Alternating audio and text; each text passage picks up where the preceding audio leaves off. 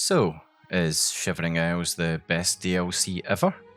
That's a very big claim. Even if we just stay in Bethesda or Bethesda adjacent territory, there is serious competition. Point Lookout could be mentioned. Old World Blues is incredible too, and I've talked about its often overlooked horror aspects in one of my videos. Far Harbor, I think, is one of the strongest DLCs out there, full stop, and there are others that could be mentioned as well, so I think plenty of people could say, actually, I don't think Shivering Isles is the best ever, but many do. One thing I can say at this early stage of the video is that I do think Shivering Isles belongs in the running very comfortably, and for a lot of people it still wins it. The argument for it has not really weakened with time.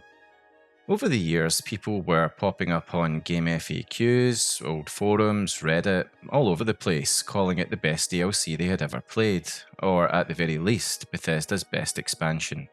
Heck, I remember friends of mine saying it to me in the wild when I was much younger. Shivering Isles is remembered very specifically for being refreshingly weird, very substantial in a content sense, funny, atmospheric in spades, and ironically enough, very coherent for a piece of content centred around the idea of madness. It definitely clicked with players, me included, so I wanted to give answering this question a go and see if there was some way to unpack whether there's a case to be made for it actually deserving the accolade of best DLC ever. I'm also going to make a quick note here of sources. Obviously, aside from playing through the entire DLC again as a primary source, I have made extensive use of the UESP and the Elder Scrolls Wiki to fact check and make sure I didn't miss details, as well as to source some background lore. Beyond that, I checked out interviews with the devs, promotional material and old gaming press articles, as well as interesting discussions on forums. Later in the video, when I reach the sections I've just mentioned, I'll cite the sources directly. As for the UESP and the wiki, you can generally expect that those have been used to ensure I'm not talking complete nonsense throughout the rest of the video. Though I may still miss something, which I'm sure you'll tell me in the comments. Anyway, before we crack on, I want to thank the channel members and Patreon supporters in particular for helping make these videos possible, and I would massively appreciate a like, share, subscribe, hype, etc. if you enjoy my stuff. Every little bit genuinely helps more than you know, so thank you. Anyway, with that said, let's get started.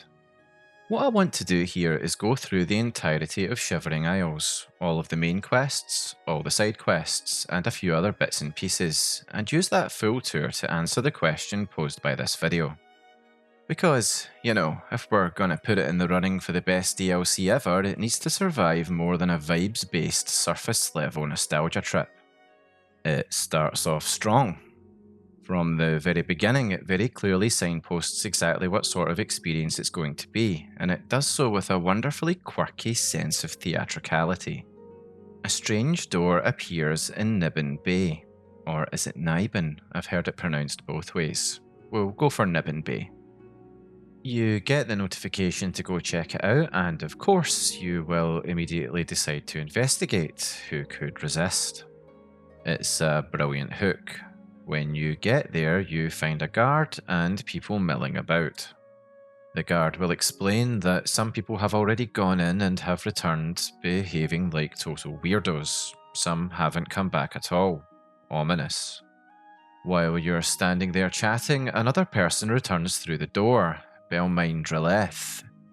He rants and raves, starts attacking, and then gets put out of his misery by the guard. Once he's dispatched, a voice proclaims, "I'd steer clear, sis. Unworthy, unworthy, unworthy! Useless mortal meat, walking bag of dung!" A nice effort, though. Shame he's dead. These things happen. Bring me a champion! Rend the flesh of my foes! A mortal champion to wade through the entrails of my enemies. Really? Do come in! It's lovely in the Isles right now. Perfect time for a visit. So, some strange voices looking for a champion. Is that you? There's only one way to find out. I should point out, of course, that if you already completed Sheogorath's Daedric Shrine quest in the base game, you may already recognise his voice. If doing this beforehand, of course, you wouldn't know who it is.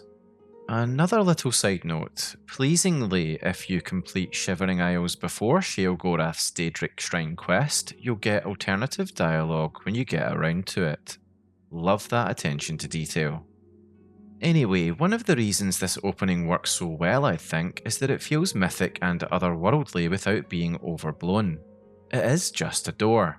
It's a weird door, obviously, but still a door. There is no huge army pouring through at the outset, no screaming apocalypse bearing down in Cyrodiil to water down the effect of the Oblivion crisis, because of course these things happen every day. There's no gigantic expositionally nightmarish preamble, rather the mysterious otherworldly invitation ringing in your ears. The storytelling device is basically of the door being used simply as a threshold, with, of course, hints as to dire consequences for those who have been curious enough to pass through it. Thresholds are important in fantasy, not knowing what's on the other side. You could look at Narnia, for example, going through and ending up in an entirely different world. The implication for the player here being that we know already instinctively that thresholds can lead to places completely alien, where the rules are completely different, so that's pretty tantalising. And that is exactly what happens here. You go through a little bit of a transitory phase with crossing the threshold itself, of course, because this is where we get our first little glimpse of two of the DLC's other strengths, characterisation and use of setting. You enter a weirdly normal looking little room, you meet Haskill, and you have a conversation about entering the Shivering Isles. He introduces himself as Sheogorath's Chamberlain. A Chamberlain, by the way, according to Google, is a high-ranking official who manages the household of a monarch or noble. He goes on to explain a bit more about your invitation through the door. Sheogorath, the Daedric Prince of Madness, needs a champion to help him out with a pesky little cataclysm that's on its way to his realm. Obviously, you're not told absolutely everything just yet. Just enough for you to decide whether to forge ahead or turn back and return to good old normal Cyrodiil. Haskill is an absolutely brilliant character, by the way. He is dry, controlled, very plainly disdainful towards you and even his master Sheogorath at times. And funny in large part because it seems as though he is only barely able to tolerate the absurdity around him. He is the perfect counterweight to Sheogorath, who you will of course be meeting later, and the writers were thankfully clever enough to know the narrative needed that counterweight. Madness as a theme would be, I think, hard to sustain if there's not a foil for it. Haskill serves that purpose perfectly. If you accept Sheogorath's offer, Haskill will inform you that you need to make your way to New Sheoth to meet with him. After a brilliant visual of the room literally fluttering away, we get our next quest, Through the Fringe of Madness, which is another good choice in terms of the storytelling. You're still not getting everything at once. To enter the Isles properly, you have to deal with the Gatekeeper at Passwall, which is such a clever early obstacle because it works on multiple levels at once. On a simple technical level, if we strip away all the bells and whistles, it is a boss gate, an obstacle to overcome. Narratively, it is a taster for you as the player to get acclimated to how things work in this new realm, to sort of dip your toes into the madness, via the little story around how to actually deal with the practically invulnerable Gatekeeper. And it is a very strange quest, very out there when compared to the usual Oblivion fare. Excellent for getting you ready for what's to come. Anyway, happily, there are a couple of routes you can take to achieve your goal of getting past the Gatekeeper. Realmina Verenum, who you can encounter in Passwall, is what she considers to be the Gatekeeper's mother, if a mother is someone who used necromancy to stitch together a horrific child. You can use a speech disposition check on Nanette Dawn, another Passwall resident, and discover that Realmina's tears can be used to poison the Gatekeeper and make it vulnerable. She also mentions that Realmina gets all weepy when visiting her child, which she does daily at midnight. There's a fun little stealthy encounter where you eavesdrop on this, and if you're careful you can get a hold of a handkerchief dropped by Realmina, which gives you access to the tears. On the other hand, obviously, you're not the only person wanting to get past the barrier and reach the Shivering Isles proper, so you can have a chat with J-Red Iceveins who will let you in on a secret. The bones of a fallen Gatekeeper can be used to make arrows that the current Gatekeeper would be vulnerable to. Handily, the remains of fallen Gatekeepers are nearby in the comfortingly named Gardens of Flesh and Bone. Assist J-Red in collecting the bones, he will fashion the arrows, and you can take the monstrosity down. With that out of the way, you're then left to choose whether to enter the Shivering Isles through the Mania or Dementia side, and this is where the DLC makes another of its strongest opening moves. It immediately offers you what is, on the face of it, a confusing choice. You can't know if you're locking yourself out of one of the other routes at this stage, which is actually quite tantalising. Lockouts, or the idea of lockouts, can be counterintuitively enriching, I think. You don't really know why the place is split like it is, but it is. And far from being window dressing, Mania and Dementia are governing principles shaping architecture, lighting, colour palette, mood, characterisation, politics and quest design. From here on, almost everything in the expansion riffs on a division between the light and the dark, ecstasy and paranoia, exuberance and rot. That split is one of the reasons the place feels so rich. If the entire expansion had been simply one big slab of "look how bonkers this is," it would have worn thin pretty quickly, I think. The two emotional registers to move between gives it a lot more depth. Mania is lush, autumnal, extravagant, almost storybook in places, whereas Dementia is claustrophobic, suspicious, mouldering, and genuinely eerie at times. Pete Hines said in an official interview way back in 2007 that Mania drew on Alice in Wonderland, while Dementia was intended to feel more paranoid, twisted, and slightly frightening. From a best DLC ever angle, we're off to a strong start. In the space of 2 quests, it gives you an unforgettable hook, one of Bethesda's best supporting characters, an iconic early boss, a completely distinct aesthetic identity, and a proper curiosity-piquing glimpse at a larger world built around psychological duality. So, whatever door you choose, you're on your way to New Sheoth to meet the legendary Sheogorath, voiced by the wonderful Wes Johnson in inimitable fashion. Arriving at his palace, Sheogorath explains a bit more about the cataclysm that the Isles are facing. An entirely opposing concept is bucking up against the realm, order versus chaos, and you are key to dealing with it. You have been chosen to stop Jyggalag, the Daedric Prince of Order, from carrying out the Greymarch, an apocalyptic event that completely resets the Shivering Isles at the end of every era, turning the chaotic and mad realm into a place of silent, dead order, forcing Sheogorath to rebuild it every time. It's brilliant. As I've said, you're just dipping your toes into madness and suddenly the forces of order are on their way to subvert it completely.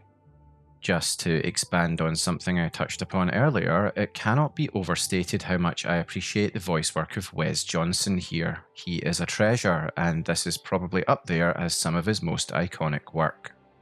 Anyway, with that, the main quest moves into Xedilian with a better Mousetrap. Xedilian is effectively an old dungeon of psychological warfare and manufactured madness, meant to keep unwanted adventurers at bay by testing to allow only those worthy of experiencing the Isles to proceed. But it has fallen into ruin since the Gatekeeper was instituted as the new method to keep these unwanted or unworthy visitors out. With the destruction of the Gatekeeper, there is no line of defence for the realm, and with Jyggalag coming, this is a problem. So Sheogorath sends you there to reactivate the place, specifically the Resonator of Judgment, because the old machine for driving people insane is currently out of order with the place being in ruin. What's fun is that while you're being sent there and you know it has something connected to the Greymarch going on, Sheogorath is pretty scant on the details at this stage. Something along the lines of, "I'm telling you what I want to tell you and you'll do as I say because I'm Sheogorath." In fact, he basically says, go quickly before I get bored, and you wouldn't like me when I'm bored. I love Sheogorath. There is a lovely bit of tonal confidence and overall narrative harmony in the way the DLC uses Zidillion. The objective, getting the thing back online, feels like you're becoming complicit in the goings-on of the realm, of how the place works. That's an important through line in the main quest, by the way. You are way more than a tourist here in the Shivering Isles, more of an active participant. That journey becomes ever more important as it goes along. So you clear the way through Grummites, reactivate systems, and prepare Zidillion to do what it was built to do. On the way, you meet the caretaker of Zidillion, who is very pleased that you've come along to get the place in working order. He gives you the next quest, Baiting the Trap, which is where, in what is an uproarious sequence, you actually get to use Zidillion as almost a toy, driving a set of adventurers mad by choosing their fate from a set of demented tests. It's hysterical and appalling at the same time. It's also a bit of a meta joke, I think, about dungeon design and player behaviour. You're the DM this time, though, with your hand on the button. Really, it's doing several things at once. It's tremendous fun. You get to watch Zidillion work on 3 separate intruders, Lewin, Sindelius, and Gromuk, each through a chamber designed to prey on some weakness or obsession of theirs. Lewin, in the Chamber of Conversion, can be subjected to a giant gnarl that pushes him into total panic and insanity, or a swarm attack. Sindelius, in the Chamber of Avarice, can be manipulated into madness through greed via the drop of keys, or you cause Gromuk to haplessly kill him via a fire trap. Gromuk, in the Chamber of Anathema, can be broken by fear of his own demise, or just general necromantic horror. Zidillion is Sheogorath's realm in miniature, ornate, cruel, playful, theatrical, a bit terrifying, and definitely hilarious. The quest names too are perfect. You really are dragging the hapless adventurers through the most horrible mousetrap imaginable. And, you know, similarly to some of my comments on Old World Blues, Shivering Isles is funny, yes, but the humour is very often entwined with sadism. It's not randomness for randomness' sake. It's funny because of absurd escalation, sure, but beneath a lot of it there is sheer cruelty.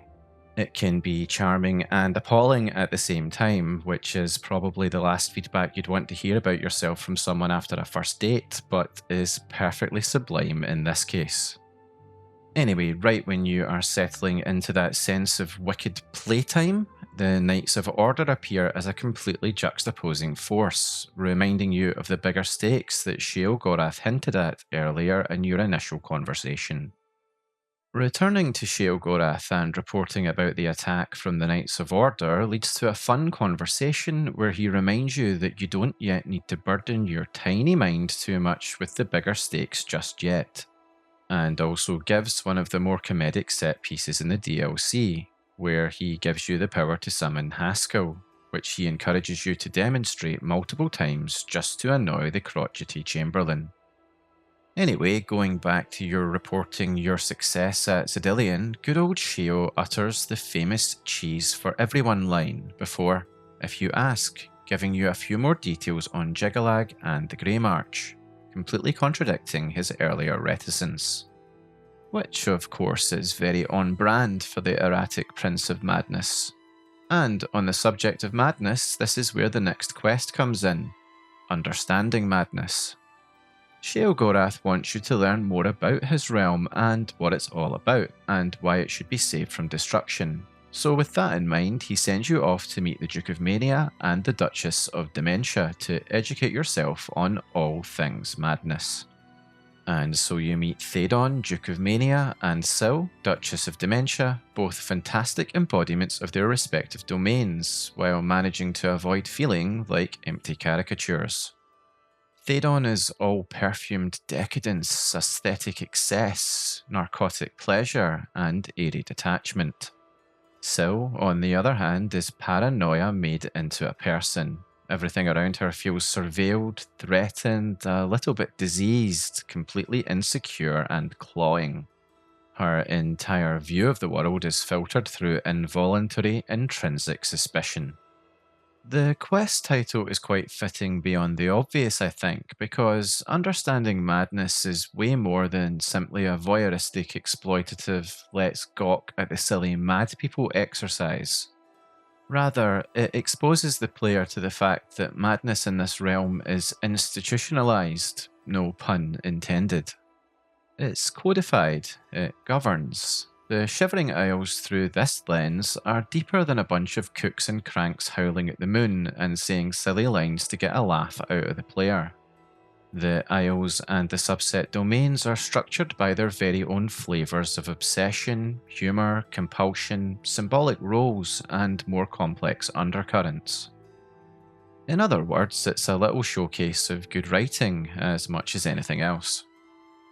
From there, the main quest splits into Addiction and the Lady of Paranoia. Addiction, the Mania side, begins when Thédon sends you, or tries to send you, and you have to clarify with a member of his court, his steward Wide-Eye, after the chalice of reversal in Dunroot Barrow. Thédon is addicted to Feldew, you see, a substance native to the Shivering Isles, which, as with many substances, comes with deleterious after effects. The aforementioned chalice of reversal alleviates those effects. Interestingly, in his inebriated state, Thédon gives a couple of hints that something may be going on with the lady in charge of the Court of Dementia, something we will find out more about later. Anyway, the writing continues to be interesting here. If we look at this as continuing exploration of the flavours of madness, we find that Thédon's form of it is a sort of decadent dependency, with at least the foresight to want to alleviate the negative effects. Pleasure curdled into need, as it were. The Duke of Ecstasy is chemically captive to his own excess.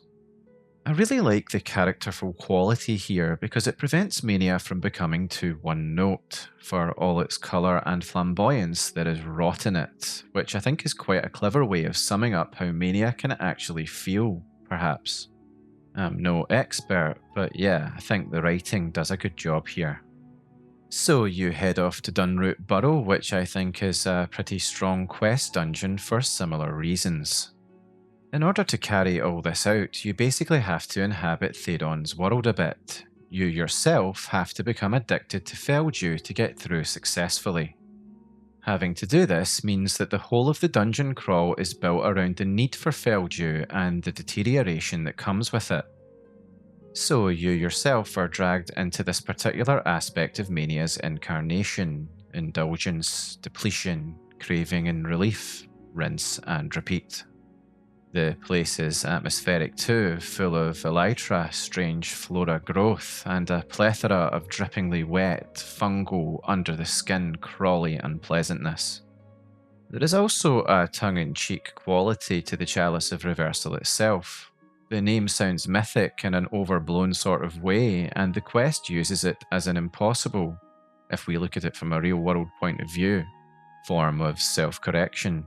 I'm sure there are many people in the real world who would love to get their hands on a Chalice of Reversal to instantly rid them of negative addictions, but the real world is rarely so kind. In Thédon's case, he seeks sensation to the point of collapse, then requires artificial reversal to pull back from the brink, which is, if you think about it, Mania in miniature. Appetite without any moderation, then recovery without gaining any wisdom. What's interesting is that Thédon seems to enjoy the fact that you've been through this experience, as if he knows that you must now understand how he feels, the sensation of wanting something and hating yourself for it. I suppose that's got to be nice, to be understood. And at the end of the whole thing, you can see how Shivering Isles has very cleverly used a game mechanic and good writing to express and reinforce a concept to you as a player. You've actually learned something in a twisted, insane kind of way.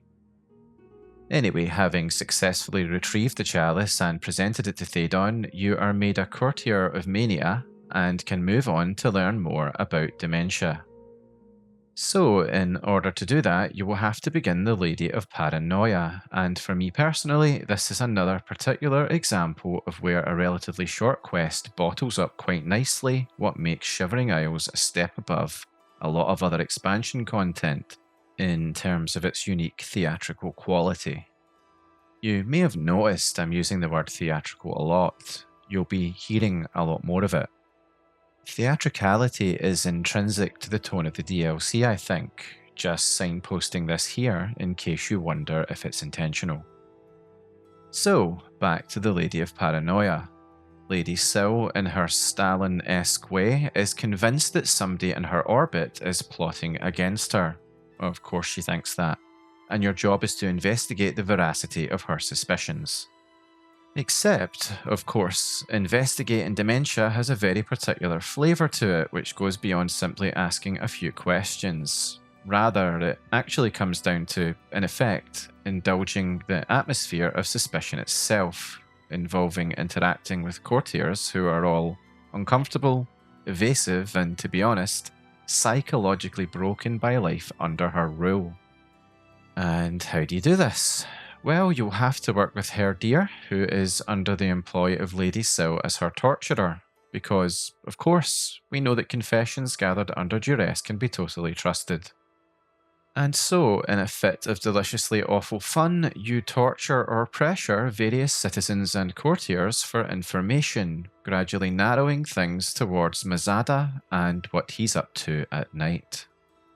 What follows is a situation where, surprisingly enough, there actually is a plot to kill Lady Sil, being worked on by Mazada and Murine, a high elf living in Dementia, who is obsessed with conspiracy theories, with Murine as the mastermind behind it all. Why does she want Lady Sil dead? Well, according to her, Lady Sil has betrayed Dementia by consorting with enemies. If you speak to Mazada, he will eventually explain that Lady Sil has been having illicit meetings with Thédon, Duke of Mania, and doing things together, so consorting is quite a polite way to put it. Basically, they've been having an affair, and this is something Murine simply cannot tolerate. It's particularly satisfying to uncover this after Thédon's earlier hints that something was going on between them. Anyway, obviously you manage to foil this plot by reporting it to Lady Sil, who promptly executes Murine herself, making you a courtier of Dementia as your reward after the fact. So I've picked this out as a great example of what elevates Shivering Isles, and I think there's a few reasons for that. First off, I love the almost Death of Stalin-esque paranoia. I'm a big sucker for that kind of dark comedy. There is also the fact that the quest lets you go to town on the residents of Dementia, torturing people left and right. It's just the kind of permissiveness you don't see so much of anymore in games, I think. It's just sick, but riotous fun as well. And again, it's an example of where Shivering Isles is, to me, very clever about how it handles what could have been simple, crazy, wacky madness. It's not superficial. The writers clearly understand that paranoia is social. It recontextualizes every interaction into something both incredibly risky and incredibly threatening at the same time. Nobody is relaxed, nobody speaks plainly. Every time people have to speak to one another, the whole interaction is contaminated by fear. And even though, incredibly, there actually is a real plot to kill Lady Sil, the court has become so suspicious and coercive that genuine truth feels secondary to the atmosphere of accusation anyway. In a worse-written quest, Lady Sil would be the surface-level caricature, and she can look like that, sure, but to me, if you really look, she actually is really well written as the source and product of the entire climate that spawned the threat to her life in the first place. Taking it back to the core premise of the video, is it the best DLC ever angle, the progression of quests we've been through so far is hugely important because it shows the expansion can stick the landing. Sustaining intrigue, characterising really well, fleshing out two distinct microcultures under one thematic umbrella. That is very hard to do well. I think most players would be very pleased with one memorable and well-written court of madness to explore. Shivering Isles gives you two. So, having completed Understanding Madness, you return to Sheogorath, who has more work to be done. He needs you to travel to Sylarn to relight the great torch that should be shining above New Sheoth, ostensibly to reassure and calm the citizens of the city, as well as give them a bit of hope, despite all of the upheaval that's brewing on the Isles. Unfortunately, the torch goes out, as Sheogorath explains, when the Greymarch begins. The quest to relight it, the Cold Flame of Agnon, is an interesting change of pace, because rather than having to learn about and help both sides of madness, as in the last couple of quests, this time you are forced to take sides between the Isle's cultural divisions, choosing between the Golden Saints and the Dark Seducers specifically, who are Sheogorath's personal armies of Mania and Dementia, respectively. Sylarn itself is a really nice piece of environmental storytelling. It feels ceremonial and old, ancient even, with an implication that despite the Greymarch's resets, the Isles are cumulatively built on layers of inherited ritual, and then there's a dash of military traditionalist resentment mixed with divine otherworldliness for good measure. There are also intriguing rumours that the ruin itself was once in ages past the actual former capital of the Shivering Isles itself. Those details of setting and vibes are brilliant in terms of world building. Thankfully, it's not weird just for the sake of being weird, because that can start coming across as arbitrary when it becomes obvious that its details exist only for a bit of superficial gloss. Obviously, Sylarn is the opposite to that, a really great piece of storytelling work from the writers and environmental designers. There is also an interesting iterated escalation in the fact that your growing role in the Isles still has limits. Haskill explains the problem with his usual dry bureaucratic tone. The Flame of Agnon is lit by the willing death of one of Sheogorath's immortal servants, one of the Golden Saints or Dark Seducers, and normally Sheogorath's command would decide the matter. But given the circumstances in the Isles, if you want the Great Torch lit, you have to enter Sylarn and involve yourself in the ritualism and military tensions taking place there. Again, the DLC continues to give you ever greater tastes of the power you have to shape destiny in the realm. And what you find when you arrive at Sylarn is the conflict going on between the Orioles and Mazkin, the Golden Saints and Dark Seducers, that seemingly has been going on for quite some time. Both sides want control of both the Altar of Rapture and the Altar of Despair, because both altars feed the flame and are therefore required for the ritual to relight it. So in order to carry out Sheogorath's request, one of these forces are going to have to get their wish to control both altars. It's interesting to note the differences between these two military forces. The Saints, commanded by Kana, are proud, ceremonious, a little haughty, and openly contemptuous of the Seducers. The Seducers, on the other hand, commanded by Ulfri, are colder, stealthier, somehow weirdly a little more down to earth, and more comfortable with ambushes and manipulation. So how do you deal with this situation? Well, you're going to have to choose which side gets to control both the altars. There are a few ways to do this, which, as you'll know, is one of my favourite things in a game, giving the player a bit of agency, and a few different scenarios to play out. For the Seducers, you can take the basic path and simply side with them and help them repel the Saints' attack down the main passage. Or you can mix things up a bit and advise Ulfri to move the Seducers over to the Underdeep, while sneakily lying to Kana of the Saints that it would be better to order a sneak attack through there than the frontal assault on the main passage.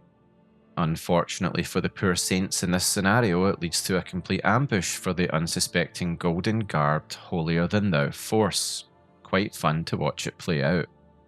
Or you can side with the Saints instead and actually lead them through the Underdeep to take advantage of it only being lightly defended. Or you can move the Seducers to the Underdeep and attack via the main passage. Or finally, you can simply attack via the main passage while leaving the Seducers there, leading to a much bigger battle. Whatever the case, when the battle takes place, you'll have to take out the leader of whichever side you're fighting, Kana or Ulfri, and that being done and the battle won, the surviving commander will then accompany you to the now seized Altar of Despair, where the ritual will be carried out to relight the flame. The Altar of Rapture, as the commander explains, has already been lit prior. As we know from what Haskill told us earlier, the ritual involves one of the saints or seducers sacrificing themselves on the altar. In this case, it is the surviving commander who does this on the Altar of Despair. That willingness to sacrifice is really interesting. The sacrificed commander is an immortal Daedra, of course, so death carries different weight here. The Orioles and Mazkin can return eventually through the rhythms of Oblivion, but the act still has a bit of narrative punch to it in terms of what these creatures are willing to do to please Sheogorath. It's got that theatre vibe to it I was talking about earlier. Anyway, after the cold flame is lit, you step into it yourself and carry that fire back to the Sacellum Arden Soul in New Sheoth. It's a really cool bit of imagery, I suppose, in the sense that you yourself are carrying the flame that brings hope back to the Isles. And it's another nice little spot to stop and reflect on the narrative so far and how it's progressed. You have gone from investigating a mysterious door in Niben Bay to walking around as the living bearer of a ceremonial flame in the Mad God's capital. Taken like that, the sequence can seem a bit ridiculous in terms of ramping up the stakes, but of course it makes complete sense inside the expansion's own sweeping operatic wildness. I remember playing the DLC first time around and feeling like I would never have expected any of this going into it. So, carrying the flame, you have another choice to make, whether to light the flame for Mania or Dementia. The reward you get is dependent on the choice, the raiment of Arden Soul for Mania, or the raiment of Intrigue for Dementia. This is another thing I love, you can't have it all. So if you want to try out the other item, you'd have to play through again another time. Summing up with a bit of critical analysis of the Cold Flame of Agnon as a main quest beat, it's doing a surprising amount, really. It deepens the lore of the Isles through Sailarn as a mysterious location. It puts you in the middle of the Saints and Seducers' military conflict and forces a choice. It does some great work in terms of pushing the player along the path from visitor to the Isles to active participant in their destiny. And it is very visual and literal about that. Your participation here is going to light a flame that brings hope to all of the citizens of the Isles, a really visible and affecting outcome, undeniably. So what's next in our ever-increasingly wild journey? Well, now we move into Ritual of Accession, which is where I think Shivering Isles makes another one of its bolder narrative moves, certainly carrying on the theme of increasing your profile as a decision maker in the realm. You're making the big step from Sheogorath's operative into an active participant in succession politics. Up to this point, as we've seen, you have been helping Sheogorath, learning the lay of the land, solving problems, and getting your hands dirty here and there. Now the DLC gives you something bigger to chew on. Are you able to inherit madness here as an actual political figure? Have you done enough by visiting this realm, surviving it so far, to now actually occupy one of its most influential seats of power? Sheogorath, who has appeared at the back of Arden Soul, seems to think so. He now wants you to become the Duke or Duchess of either Mania or Dementia, and as such, you need to do a bit of research into what this involves, and the rituals by which rulership transfers, which involves speaking to the priests for Mania and Dementia, Dervinin and Arctis. The whole thing has this really cool sense of half-remembered history, myth, political necessity, and religious propaganda all knotted together. To understand what's going on, we need to make note of the fact that the Sacellum Arden Soul is one of the most important religious sites in the Shivering Isles, built around the memory of a legendary ruler named Arden Soul, whose death became the foundation for the rituals used to choose new rulers. Dervinin and Arctis, as the respective representatives of their sides of madness, preserve entirely different traditions about who he was and how he died. In Mania, Ardensil is remembered as an artist king whose final celebration at the Cecellum became a lethal greenmote-fueled revel. In Dementia, the Cecellum is said to have been the location of an enjoyable event Ardensil experienced called the 100-Day Torture. The man himself is remembered as a suspicious ruler who poisoned his followers with wine, tore out their hearts, and searched their entrails for hidden betrayal, via the charming discipline of visceromancy. Both stories are embedded in the rituals that govern succession to this day for their respective houses. Mania and Dementia have each reshaped Ardensil into a figure who reflects their own values, and the contradictions are never resolved. Of course, given the nature of the realm, the founding myth is unstable, and of course it's no surprise that the two courts have preserved rival versions of the story. From a narrative standpoint, the writers did a good job here, since this is exactly how the Shivering Isles would handle history. Confused, fragmented, at odds with itself in every way. In the real world, we can point to many examples of regimes using old stories and legends to legitimise present power. All of that is very normal in a real-world political sense, but in this case, the Shivering Isles filters it through the realm's own taste for the grotesque and the absurd.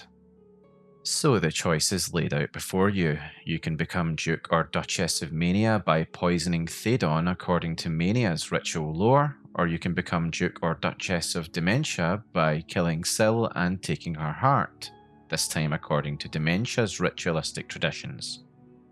It goes without saying, but I'm going to say it anyway, that we can clearly see the act of coronation in the Isles is disturbingly intimate, potentially involving a dose of body horror, and of course, downright awful, whichever decision you make. What's fun about these routes, respectively called the Ritual of Mania or Dementia depending on which you choose, is that you kind of get to pay off some of the knowledge you've gained about Thédon and Syl already, as well as using the lore of the ritual itself. For instance, poisoning Thédon involves greenmote, a stronger form of feldew, which of course is his addiction, very fitting. Whereas for Syl, you have to work your way towards her through layers of security and misdirection, placed by an expert in paranoia. Again, absolutely apt. Both routes are, of course, very enjoyable to play out, and totally leverage the thematic build-up we've experienced in the Isles so far. Suffice it to say that Syl in particular really lives up to her Stalin-esque paranoia, employing all sorts of strategies to avoid being knocked off this mortal coil. From a player agency standpoint, this choice also has practical consequences that carry forward. On a more basic level, your reward at the end of it all changes. There's a summon power that behaves differently too, depending on what you do, as well as knock-on effects in later quests. Excellent stuff, once again adding to the replay value I mentioned earlier on.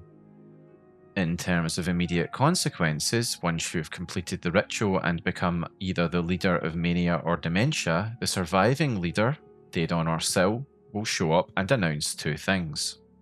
Firstly, that the Fringe is under attack, and secondly, that they are going to join Jyggalag and the Forces of Order. Pretty massive stuff that, one entire side of the Shivering Isles power structure joining the enemy. Mental. So I've already harped on about how much I like the choices offered here, the payoffs to earlier quests, the thematic resonance, the growing crescendo throughout the main quest, etc, etc. So it should be pretty clear that I'm consistently approving of Bethesda's approach here with pretty much all aspects of the production thus far. At least insofar as we've examined the main story. So it's looking good for the DLC when it comes to the best ever question, but it's not over yet by a long shot. Anyway, as we were told by the remaining Syl or Thédon upon their betrayal, Order has reached the Fringe. Passwall, the threshold settlement of the Isles, is under attack. Things have certainly ramped up a bit. What's interesting is there's a sort of mid-story bookending here. The opening of the DLC was built around crossing into this world ostensibly through Passwall after entering the strange door. Now we find ourselves having to return there during a major crisis. The related quest, Retaking the Fringe, is an important one because it dials up the threat quite a bit. Up to this point, most of the stakes in Shivering Isles have been ramping up from a bit of mystery with hints from Sheogorath as to what's actually going on, via the symbolic, courtly, psychological or ceremonial, to mention but a few of the vectors for these clues. Now the enemy is marching through the front door of the Isles themselves, and that enemy's entire presentation itself is a direct rebuke to the realm around it, to the visual language we've so far grown accustomed to. There is a massive juxtaposition here. The Knights of Order are rigid, crystalline, geometric, severe, and alien completely to everything else in this realm. And that's saying something given how weird the Shivering Isles actually are themselves. Passwall is actually quite a smart place to stage this whole drama because it was your first proper contact with the Isles as a somewhat living social world. You met your first Shivering Isles odd ducks there, played out your first activities, and of course figured out how to enter the Isles proper by overcoming the Gatekeeper. Where once, not so long ago, you were trying to breach the Isles, you're now trying to stop another force attempting to do the very same. The choices and consequences from Ritual of Accession come up here. If you became Duke or Duchess of Mania, the defenders are Golden Saints under Oreg Desha, whereas if you become Duke or Duchess of Dementia, the defenders are Dark Seducers under Grakendo Udiko. It's a fairly small difference really, but it gives that little satisfying bit of agency that the realm responded to what you did earlier. When you turn up to the area, you find exhausted troops and a line barely holding. You can give orders to the remaining soldiers or delegate the matter to the commander in charge. The actual options are simple, but they do give you the feel of command. Archers to the rear, swords and shields to the flank, axes at the line, that sort of thing. It's a little rock pool of a command system, but even in tiny form it gives your developing status and authority on the Isles a bit of practical expression, which is nice. Once the attack on Passwall is pushed back, the quest becomes more specifically about destabilising the Order's ability to actually wage war in the area. With that in mind, while the troops in Passwall continue to hold the line, you enter Zedefin, a nearby ruin powering the assault via an Obelisk of Order. This needs to be destroyed in order to deactivate the Order Spire on the surface, menacing Passwall. So, how do you do that? Well, the object can be overloaded with Hearts of Order collected from Knights of Order you've dispatched during the fracas. A fun encounter during all this is Sheldon, self-appointed mayor of Passwall, who you find trapped and panicking. He takes a minute to tell you some gossip that Felas Serendis, another resident of Passwall, has defected to the forces of Order. We'll be seeing him in his new role a little later on. Sheldon, of course, being a denizen of the Isles, doesn't have the greatest self-preservation instincts. His best bet for survival is if you escort him out. If you leave him to his fate, he'll blunder off the way you entered and snuff it pretty quickly. Sheldon knows best, right? Anyway, after the obelisk is shut down, Zedefin begins collapsing in spectacular fashion. It's a fantastically fun escape sequence. It reminds me of something out of Indiana Jones, or maybe a fantasy version of the escape from the second Death Star. It's fun to see the forces of Order's attack become completely unstable, quite literally, by your hand. All that's left to you is to return to the defending commander on the surface afterwards to report your victory. Of course, while dusting yourself off from the debris of Zedefin, and then on to Sheogorath, who of course is satisfied with the outcome in his own inimitable way.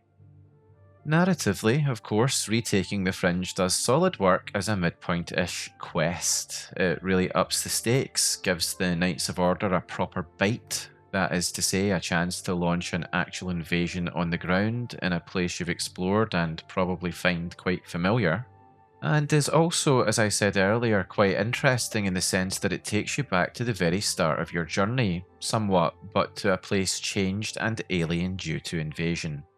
There are shades of Lord of the Rings here, I think, there and back again, when the hobbits returned to the Shire only to find it completely destroyed by Saruman, moonlighting of course as the gangster-esque Sharky. By the way, if anyone is getting confused, I'm referring to the books, not the movies. Anyway, I'm getting sidetracked. What's next on our wild journey? Well, now we come to one of my absolute favourites, rebuilding the Gatekeeper, and honestly, this quest alone would be enough to make Shivering Isles special, I think. It's absolutely grotesque, effortlessly memorable, mechanically distinct, and completely infused with the expansion's predilection for body horror, and forcing you into twisted, insane activities. As you may remember, way back at the start of this journey, we destroyed the old Gatekeeper to enter the realm proper. That was a bit of a boo-boo on reflection, because faced with a proper invasion coming through the Fringe, the lack of a Gatekeeper is a bit of a problem, to put it lightly. What was once an early boss has now become a rather crucial missing piece in the realm's defence. It's fun to see the same entity completely flipping script and becoming something you need now. That is, of course, elegant design on the part of the devs. The first interaction with the Gatekeeper taught us how to take it down, how to exploit its weaknesses. Now you need to understand, supply and sanction the making of one of these horrific things, which of course comes with a slew of new knowledge about the creature itself. But yeah, to return to the main point here, it's fun that the thing once standing in our way has now become the hero we need. Sheogorath, of course, has come to the same conclusion here, and with some extra info from Haskill, sends you off to, and I'm going to really try to get this right, Zaselm? Zaselm. I can never say it, I don't know if it's my accent, but I'm going to say Zaselm, to find Relmina Verenum, who rears her head again, because as you may recall, she created the original Gatekeeper, and insanely regards it as her child, which of course is one of the most wonderfully horrific twisted character details in the entire DLC. So you make it to Zaselm, and there, after fighting your way through various horrors, you find Relmina in the Sanctum of Vivisection. She is furious that you killed her previous creation, or child, naturally, and she agrees to help, which is quite amusing given that you brutalised her previous progeny. To be fair, she doesn't give you an easy time of it, given what you did before. She clues you in on various components you'll need to help her put together a new baby, so to speak, and handily giving you a back entrance key so it's easier to get back to her once you're done. Sends you over to the Gardens of Flesh and Bone to collect osseous marrow, dermis membrane, essence of breath, and blood liqueur. I just love the names of these collectibles. They sound half alchemical, half anatomical, and 100% unpleasant to say the least. It's fun grabbing the components too, though the most interesting one to collect is Essence of Breath, which is found by following a trail of green mist. Blood Liqueur sits behind a push block puzzle where the correct button opens the way and the others trigger traps. So there's a bit of variety there, but basically you're heading into a dungeon to collect some items. It does the job, of course, as a quest stage. Anyway, once you bring the components back to Relmina, there then plays out a surprisingly satisfying and fittingly gruesome customization element to the whole thing. You yourself get to choose the Gatekeeper's head, torso, heart, arms and legs, and the choices determine the creature's qualities and the greater power you can receive from it later. It's not the most complicated mechanic in the world, to be fair, but it does exactly enough to make you feel involved in the construction of the Gatekeeper, as it were. A bit of personalisation, you know what I mean? You get to put your mark on your very own pretty little abomination all by yourself. Once this is done, you and Relmina return to the gates to carry out the ceremony that will bring this freak to life.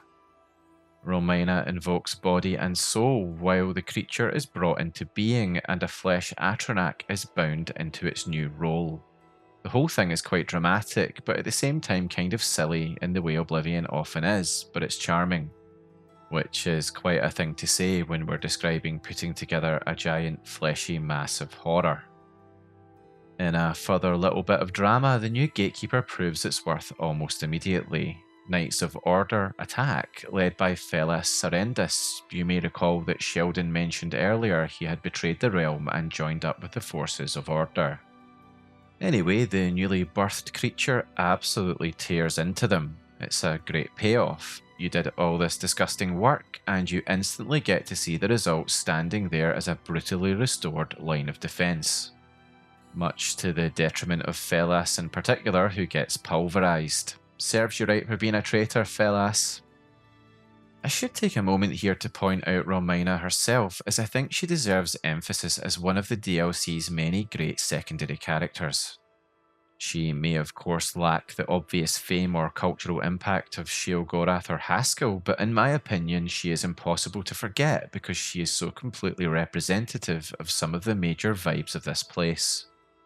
Her weird maternal language towards undead horrors, absolutely disgusting necromantic practices, somewhat misplaced scientific vanity, and artistic pride all come together into a brilliantly written character.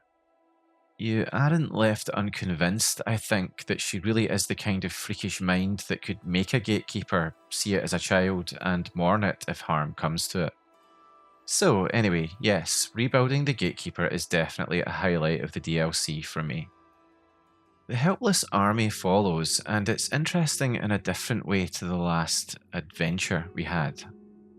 It all kicks off when you head back to Sheogorath to report on your successful rebirth of the Gatekeeper. A messenger comes bearing some bad news. The military stronghold of either the Golden Saints or Dark Seducers is under attack from the forces of Order, due to the fact that, as you'll recall, the force in question has been betrayed by their own Duke or Duchess. Let me be a bit clearer here. Depending on your choices earlier with the ritual of Accession, the army under attack will be the opposite to the house you've chosen, and you're going to have to assist them in repelling the attack. So, if you're the boss of Mania, you're going to have to help the Dark Seducers at Pinnacle Rock, and if you're running Dementia now, it will be the Golden Saints at Brithaur. You are Duke or Duchess of one half of the realm now, and you're going to have to help the army of the other side. That's what makes this really interesting, the unprecedented situation of their own leader betraying them and the Duke or Duchess of the other house having to save them. The message for you as a player here is pretty clear. The realm needs both halves if it's going to survive. The Greymarch will consume the whole thing otherwise. Interestingly enough, it's at this stage that Sheogorath actually lets you in on a pretty crucial piece of information about his relationship to Jyggalag. And then he goes on to inform you that he, in fact, is Jyggalag. That he is having moments of clarity that aren't quite him. And this is because Jyggalag and Sheogorath form two sides of the same personality. They're a bit of each other, as he says. Jyggalag is him, and he is Jyggalag. Or, as he puts it, cat's out of the bag on that one, isn't it? Who puts cats in bags anyway? The Mad God and the Daedric Prince of Order are bound together in the same recurring catastrophe. At the end of every era, Sheogorath becomes Jyggalag, Jyggalag destroys the Isles, and the cycle begins again. That revelation is, for me, one of the best mythic premises Bethesda has ever used. Anyway, with this pretty startling new information ringing in your ears, the actual quest itself, that is to say the thing the forces of Order is after, and that you have to battle to liberate, is built around the Wellspring, the source that allows the Orioles or Mazkin to return to the Shivering Isles if they die. We saw this touched upon earlier in the Cold Flame of Agnon. Order's plan is brutally efficient. Capture the stronghold, crystallise or block the defenders, and interrupt the mechanism, that is to say the Wellspring, by which the army renews itself. That is exactly how you would expect forces of Order to fight. They want to ensure that enemy forces being killed are not able to be resurrected. It is tactically brilliant and, of course, efficient to boot. Obviously, depending on whether you're dealing with the Orioles or Mazkin changes things a bit. At Pinnacle Rock, you deal with the Dark Seducers, including Adeo and Dylora. At Brithaur, you deal with the Golden Saints, and in that case, it's Ismi and Stada. When you get to the area, you speak with the senior representative on the ground, who explains that their commander has been captured by the forces of Order, and they will also discuss their betrayal by their own leader. There is also an interesting little bit of dialogue about how unusual it is for them to take orders from the Duke or Duchess of the opposing house to their own, but that given the circumstances, there's nothing else for it. The first thing you need to do is free the trapped commander who is imprisoned by order crystals by using a chime to cause the crystals to shatter. Unfortunately though, while you manage to free the commander, the forces of order manage to halt the flow of the wellspring, causing the remaining allied soldiers to turn to stone. So you're gonna have to sort that out quick smart or there's gonna be disaster for the Isles.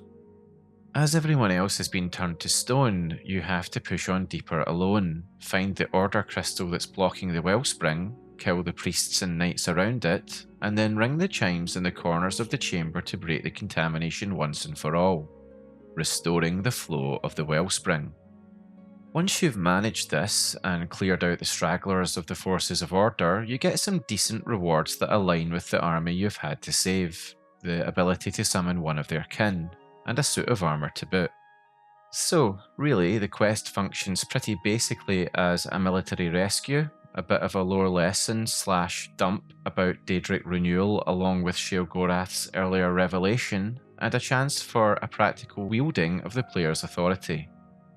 To kind of sum up the chain of events in context, you have favoured one court, defended the Fringe with one army, and then saved the other army from extinction.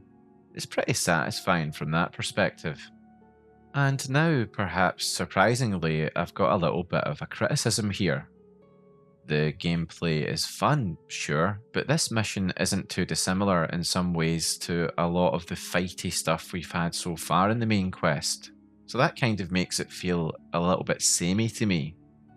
Or at least, that's certainly how I've always felt at this stage of the main quest. Plus, the mechanic of ringing chimes being used effectively twice in a row in the same quest felt a bit lazy.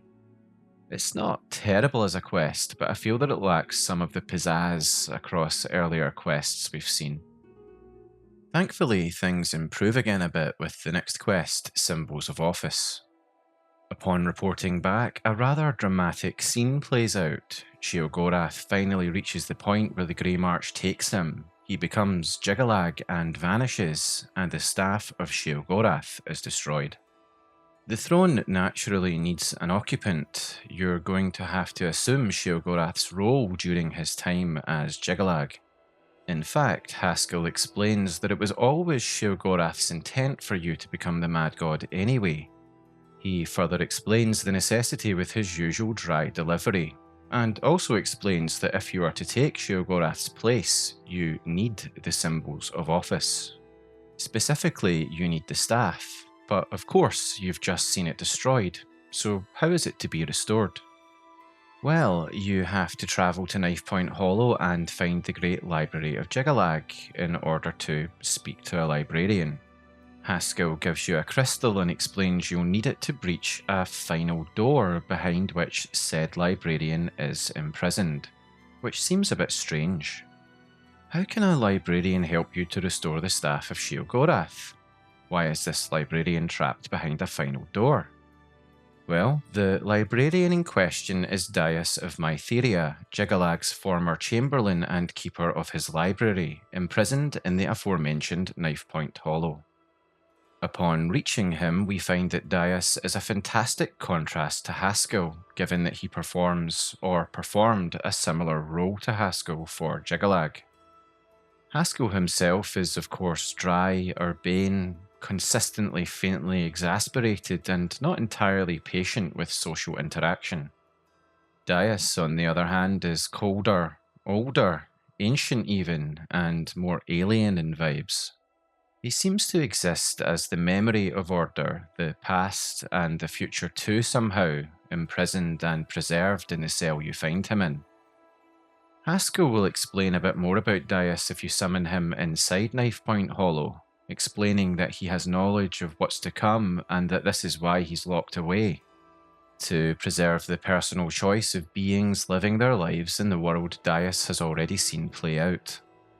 And as someone who loves player agency, Daius is a bit like my final boss. Anyway, meeting him has a slightly spooky archival vibe to it, I think, as if you've wandered into a cosmic horror filing system, if such a thing could exist. Daius helpfully explains that recreating the staff requires the Eye of Surta and a branch from the Tree of Shades. The Tree of Shades, eh? Very nicely named tree.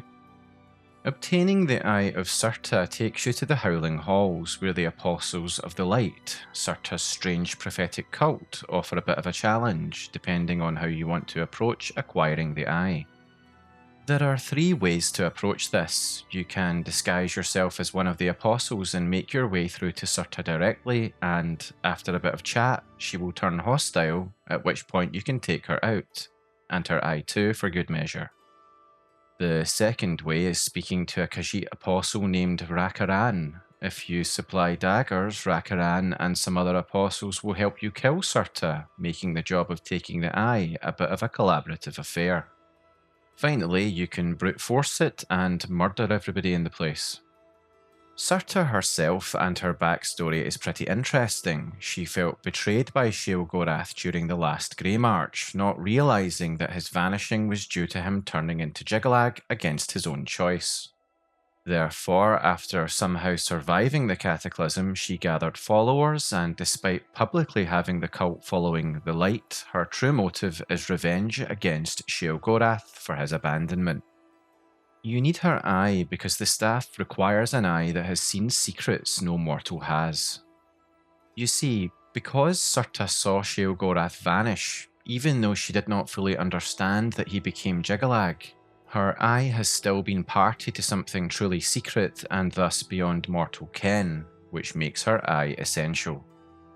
Obtaining the branch from the Tree of Shades is a bit simpler. You need to make your way to the Grove of Reflection and confront a shadow image of yourself before you can take a piece of the tree needed for the staff. You can also nab a nice reward from your dead clone, Shadow Rend. Depending on what wins out between your blunt and blade skill, it manifests as a sword or an axe. When you return to Daius, he creates the shell of the staff and then tells you it still needs to be empowered at the Font of Madness at Sheogorath's palace. Before we get there though, I just want to comment on how much I enjoy this whole section of the main quest.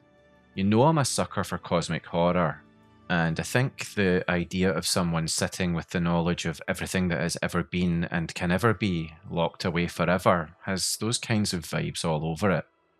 It's almost like some kind of forbidden tome personified into the librarian.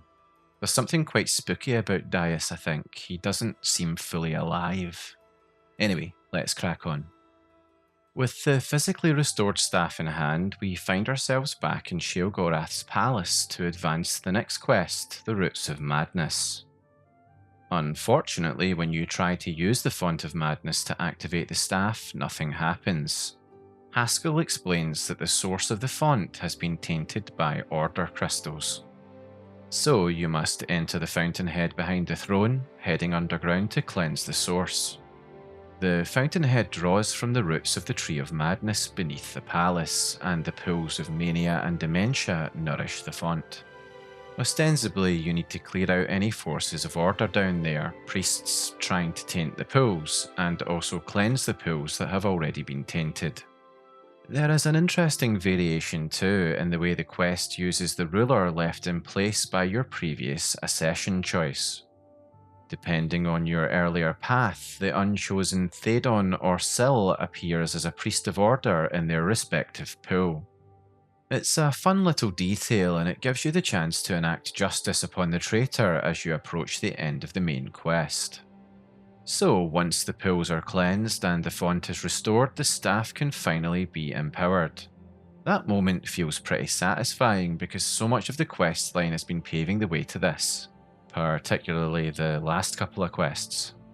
But from a wider perspective, it's the culmination of your repair work. You have restored the boundary, rebuilt the Guardian, rescued the army, assembled the staff, and purified the source of madness. It kind of feels like a song that's coming together satisfyingly towards the end. Resonant, if I were to choose a word. And so, we reach the climax at last, the end of Order. where Shivering Isles fully cashes in the emotional and conceptual ambition it has been building towards all this time.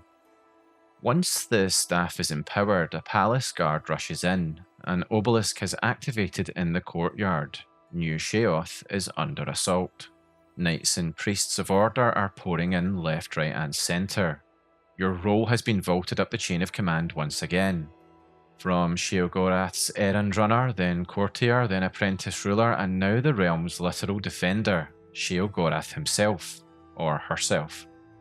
You are the top dog, the commander-in-chief. You are where the buck stops, and you better get out there and fight. But, being honest, purely in terms of combat mechanics, this is a weaker final mission than the concept deserves, I think.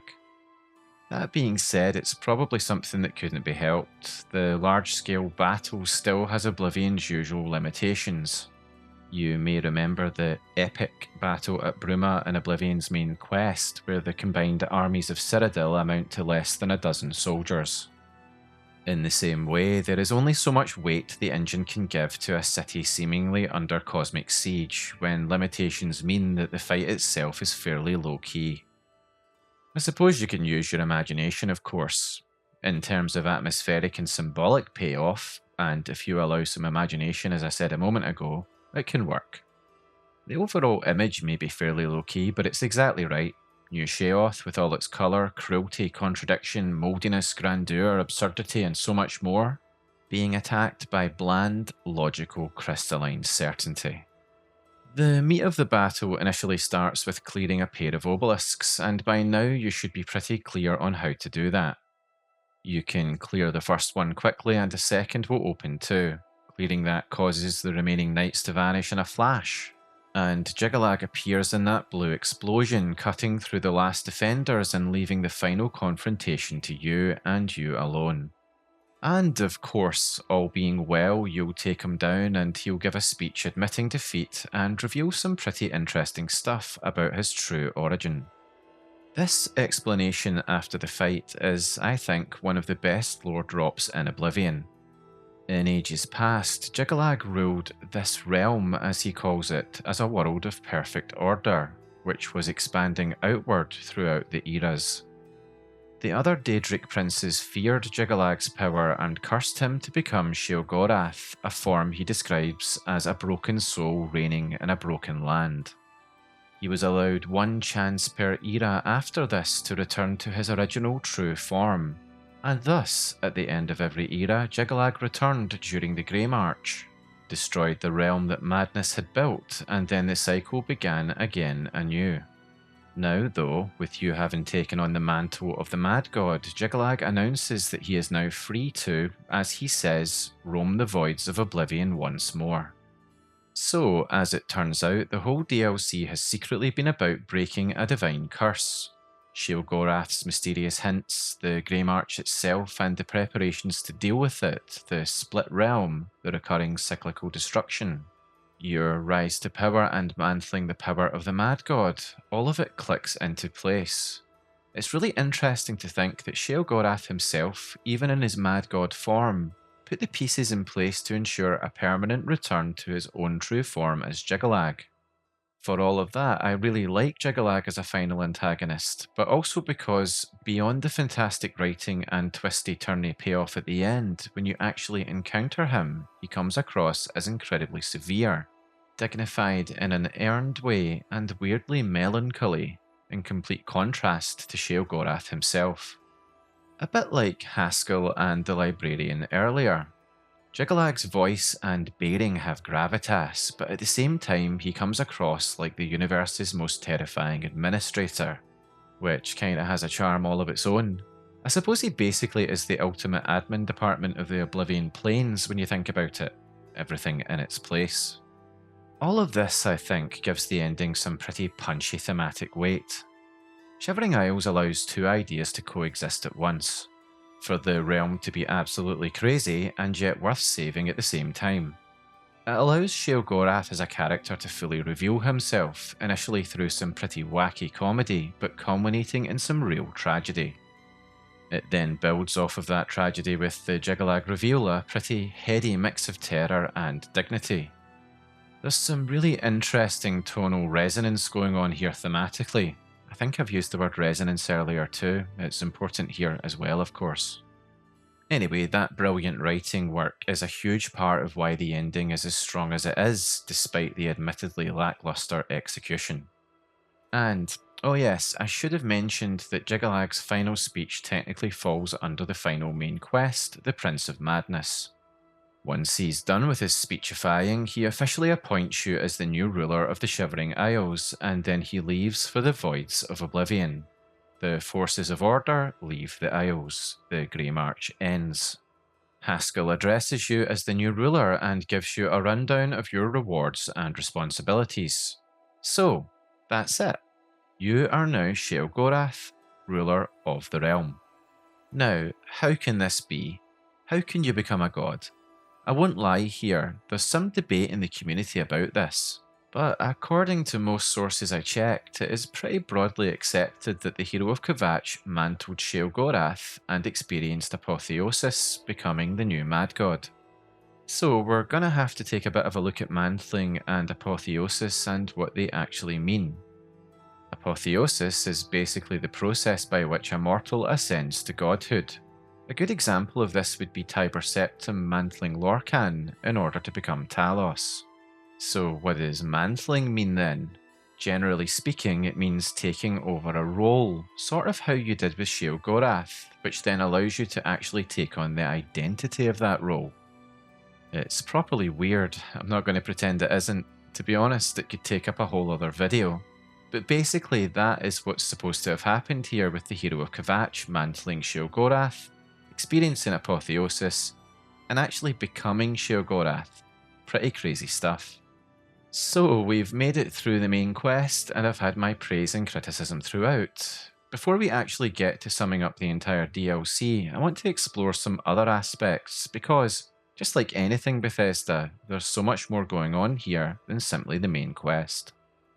With that in mind, let us move into the side quests now, because one of the strongest arguments for Shivering Isles as an all-time great DLC is the sheer breadth and quality of material here. The side quests do an absolute metric ton of work here to enrich the experience, acting as delivery mechanisms for various and varyingly complex jokes, revealing various pathologies, expanding the tone of the realm and the lore too.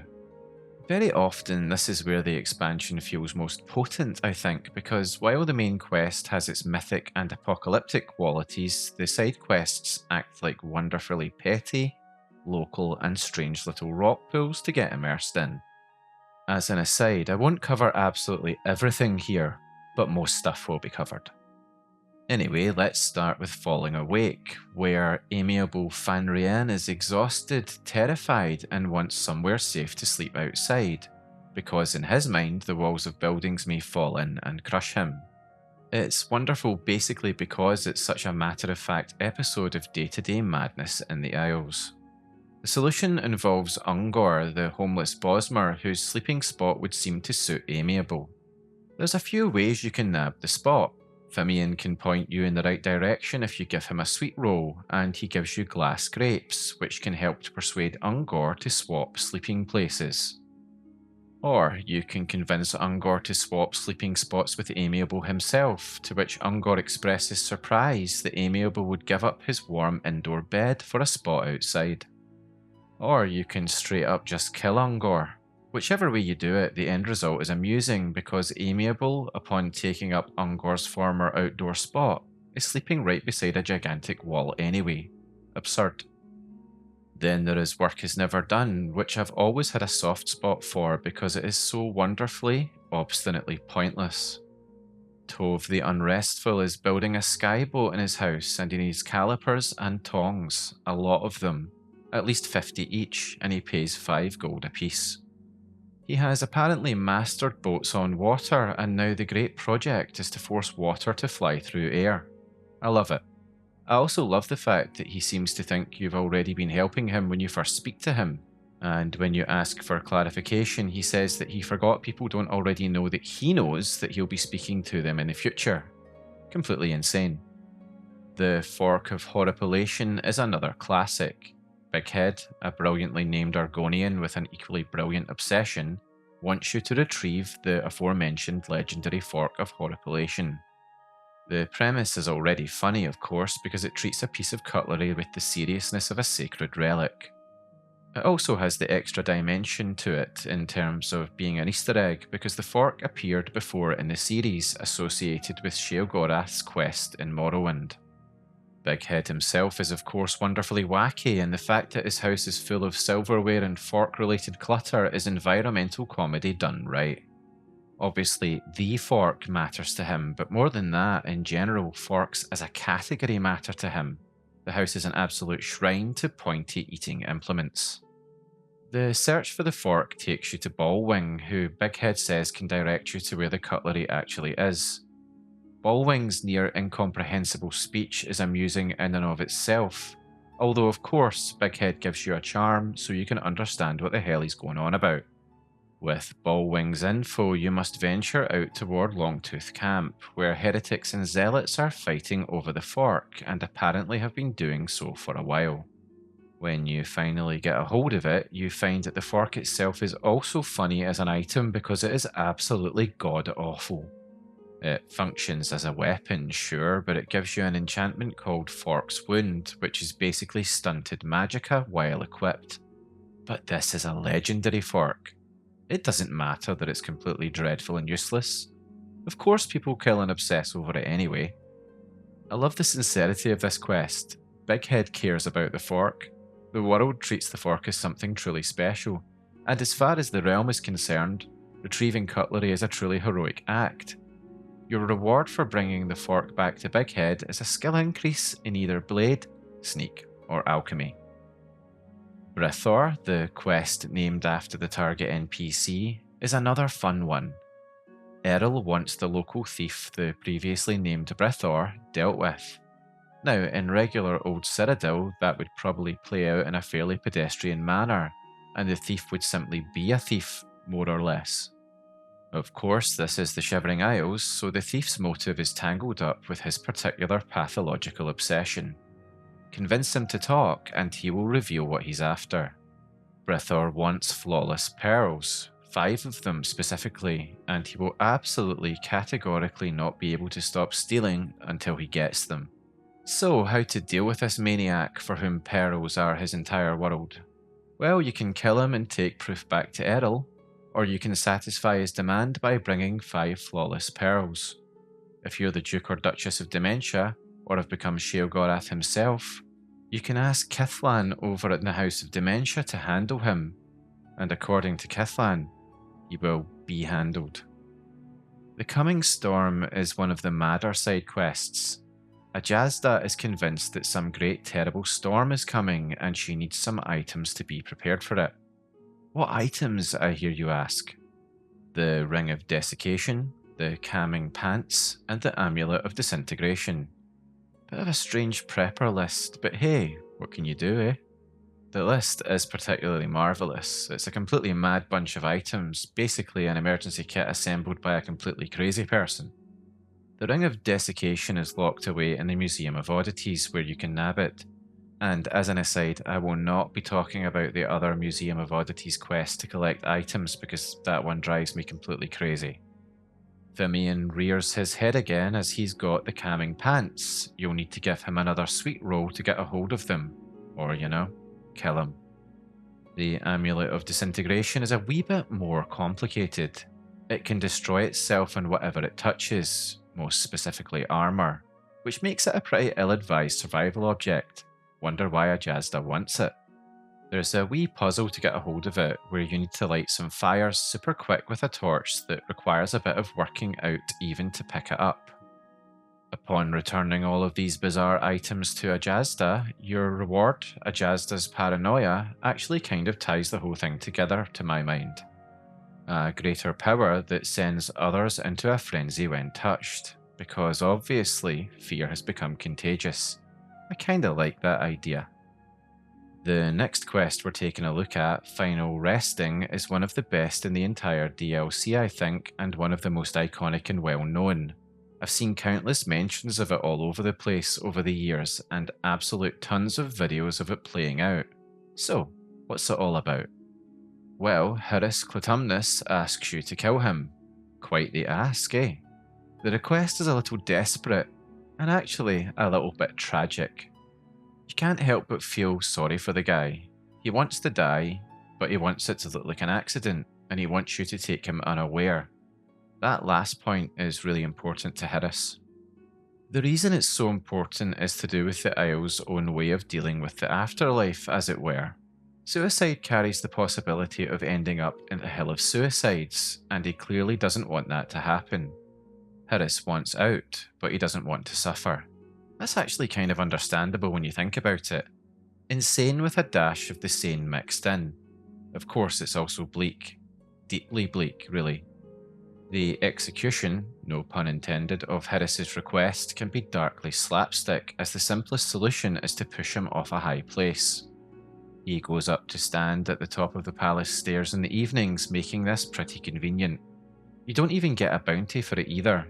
The Dark Seducer standing nearby simply says, "Someone really ought to put up a railing, this happens all the time." It's pretty comical given what you've just done. It's just another day at the office for the Shivering Isles, I suppose. So, with him gone off this mortal coil, you can find the key to his house on his corpse. Going to his house, you'll find his will and the Ring of Happiness. The ring and the will are actually kind of heartbreaking. Hirris had this magical ring, but it didn't work for him. He didn't feel himself. It's a real shame. You can see from the ring and the will that he had at least made some kind of effort to find a less catastrophic solution to his problem. But alas, it wasn't to be. So the ring is yours. Final Resting stands out to me in particular as major evidence refuting the lazy idea that Shivering Isles is pure, random, wacky, insane comedy mixed up with sick stuff. Final Resting is funny, sure, but in the end it's actually pretty poignant and properly sad. It doesn't shy away from making you kinda have to sit with the discomfort of the whole thing after the fact. Brilliant stuff. Next we have Ushnar's Terror, which is completely bonkers, kind of cute, and also kind of nasty. Ushnar is terrified of cats, and unfortunately for him, a Khajiit beggar named Bisha has attached himself to Ushnar's orbit because he likes his dogs. Ushnar wants the problem solved by making Bisha disappear. Permanently, if you catch his drift. It's a brilliant setup. One person's phobia turns another person's mere existence into an intolerable torment. You can't help but feel sorry for Bisha too. The whole thing feels completely petty, cruel and ridiculous, which is basically Crucible's social life in a nutshell. As ever, there are a few ways you can sort the problem. You can persuade or bribe Bisha to leave, kill him, or make use of Ushnar's dog food in a way that escalates into chaos. If you give the dog food to Bisha, both Ushnar and his dog will murder him. Completely brutal. The reward after the fact, Ushnar's skinned hound, is pretty unique. It'll follow you about as an ally, even back through the door to Cyrodiil. But if it dies, it's dead for good. Another interesting note. You can't actually initiate this quest as a Khajiit for obvious reasons. I love that this was taken into account by the devs. Can't get enough of that sort of detail. So far we've looked at side quests that are focused in and around New Sheoth, but we'll now go a bit further afield. Our first stop outside the big city is Felmoor, where everything in its place takes, well, place. The quest name itself is actually a bit of a clue to one of the solutions to the quest. So what's going on here then? Felmoor itself is a water root farm, basically, and there are 4 residents, of which 2 Khajiiti workers, Ranar, Joe and Kisashi, the only 2 who ever do any work, believe they are being mind-controlled by Sindanwe, the Altmer overseer of the operation of sorts. They believe she can read minds thanks in part to her own manipulations. They also believe that the water root pods grow atop a hidden army that will emerge and cause mayhem for the Isles. They think that Sindanwe is communing with spies plotting their assassinations. And finally, they believe that they are the king and queen of the Shivering Isles, because of course they do. Anyway, despite a bunch of their delusions being simply delusions, there is some justification for their feeling hard done by Sindanwe. Because however you look at it, they're slaving away non-stop while Sindanwe sits back and watches. And the other resident, Rilan, takes nothing to do with any of the work there, being more consumed by a need to hunt and get rid of pests. Sindanwe herself and her idiosyncrasies can actually become part of the solution, which is where the link to the quest name comes into it. She needs objects arranged properly. She needs the place, and particularly her house, kept tidy. So one of the quest's solutions is related to that trait of hers. You can trash her place, blast things about, throw them around until Sindanwe locks herself away to reorganise it all. You can also just kill her, though you'll have to be careful not to be spotted. You can also nab her notebook, which Runnar Joe wants a hold of. He thinks it's got all her dastardly plans in it.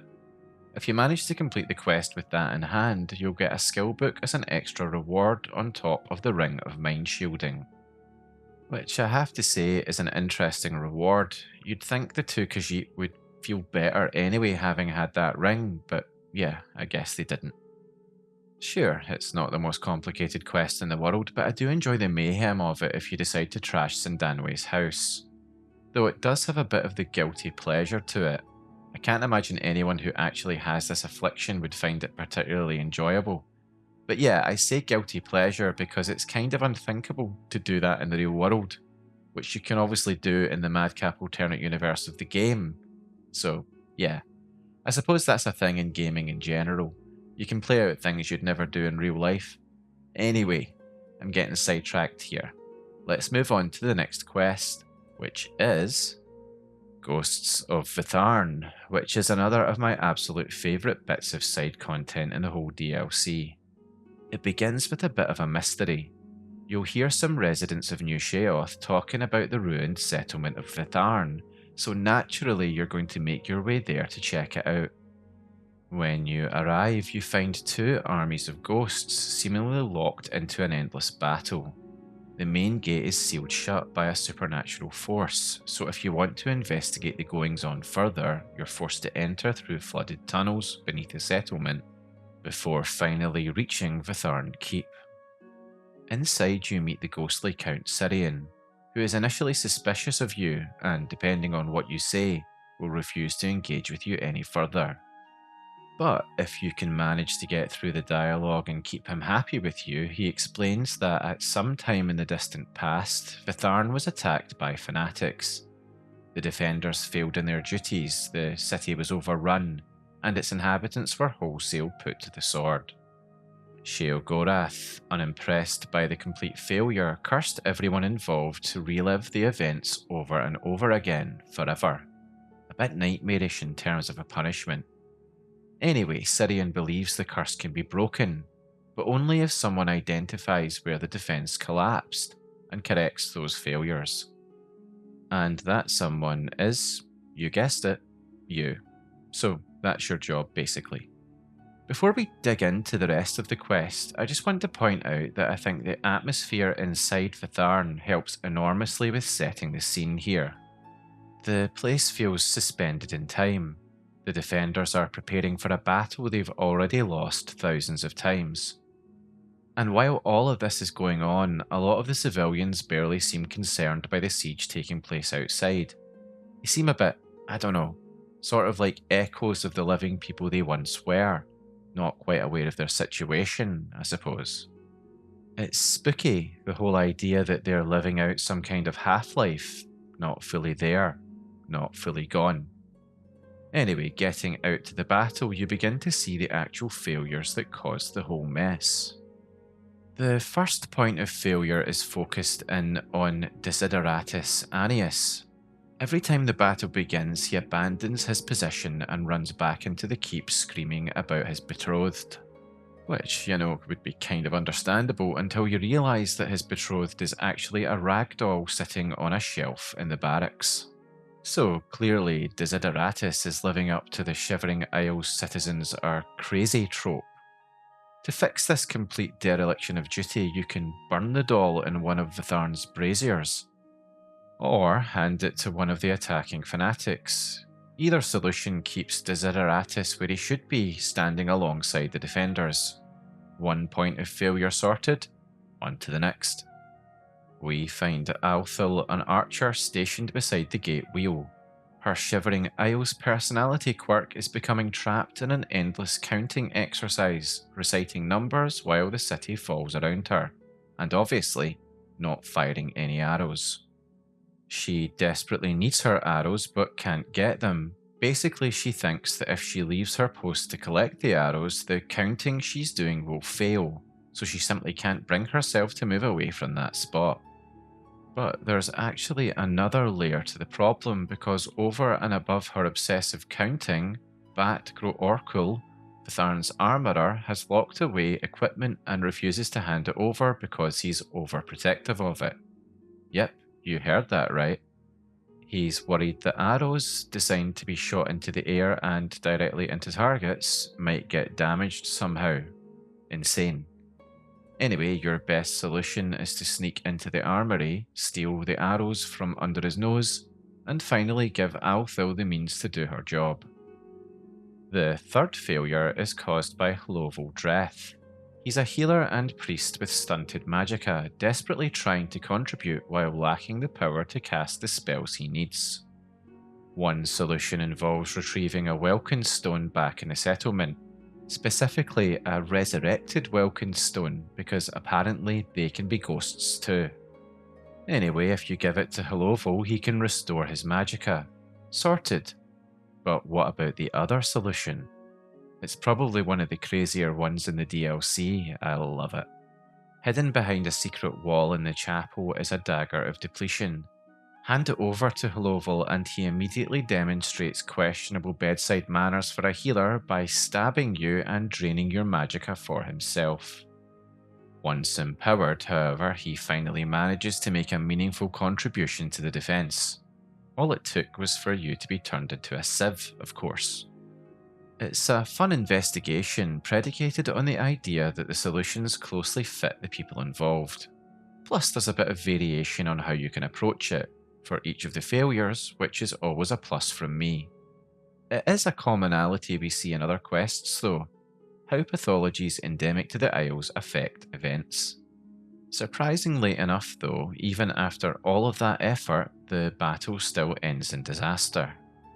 So, a bit nonplussed, you have to have a word with the Count, who finally reveals his own failure.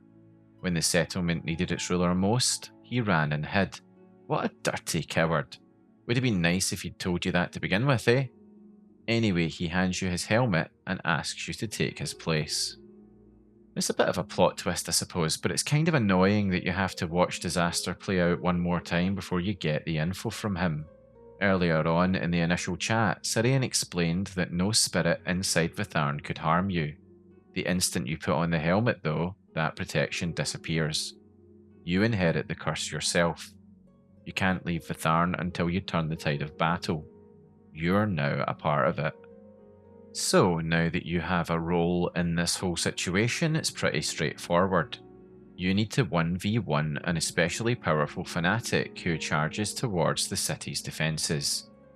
All going well, you'll cut him down where he stands and succeed where Count Sirian failed. Alongside you, the other defenders fulfill their duties too. The battle finally, after God knows how many cycles, reaches a better conclusion. And with that, of course, the curse is broken. The ghosts vanish off to their well-earned rest. Going back to something I said a bit earlier regarding the use of pathologies in storytelling, what I find particularly interesting about Ghosts of Vitharn is how it reflects ideas that appear throughout the wider expansion. Going beyond pathologies, Shivering Isles, as we've seen, repeatedly returns to concepts like duty, succession, recurring cycles, inherited responsibilities, and the consequences of abandoning them. Vitharn condenses a lot of these ideas into one quest. Narratively speaking, there is also a surprising amount of sadness alongside the humour, and the absurd. If you think about it, Count Sirian has carried the weight of his failure for centuries. In fact, it seems he didn't even want to tell you about his own failure initially, probably due to shame. Everyone having to re-experience their own deaths over and over again is just, yeah. It's kind of like watching regrets play out outside of someone's mind. You know when you can't stop remembering something you regret and you wish you could change it, but you know you never could? It's almost a metaphor for that, I guess. If only we had a hero of Kvatch to come along, go back in time, and remove the curse of cringeworthy memories and regrets, because we all got them. But, alas, that fate only exists for the ghosts of Vitharn. I don't know if the writing was intentional or not, but what I can say is that it's still good writing, because it inspires that sort of introspection. In me, at least, anyway. So, moving on from Vitharn, we come to the Great Divide, set in the suitably named Split. Yes, that's the name of a settlement, which takes the Mania and Dementia divide and applies it completely literally to the people living there. Split sits right on the border between the two regions, and every resident exists twice. One as a manic personality and one as a demented one. Perhaps unsurprisingly, both sides despise one another. The backstory is brilliant too. At some point in the past, a mage became convinced that every person possessed both a manic and demented side, and decided to test the theory by magically separating them. The end result of this experimentation is a town full of people forced to live alongside exaggerated, diametrically opposed versions of themselves. Everybody wants control of the settlement. Everybody wants their counterpart gone.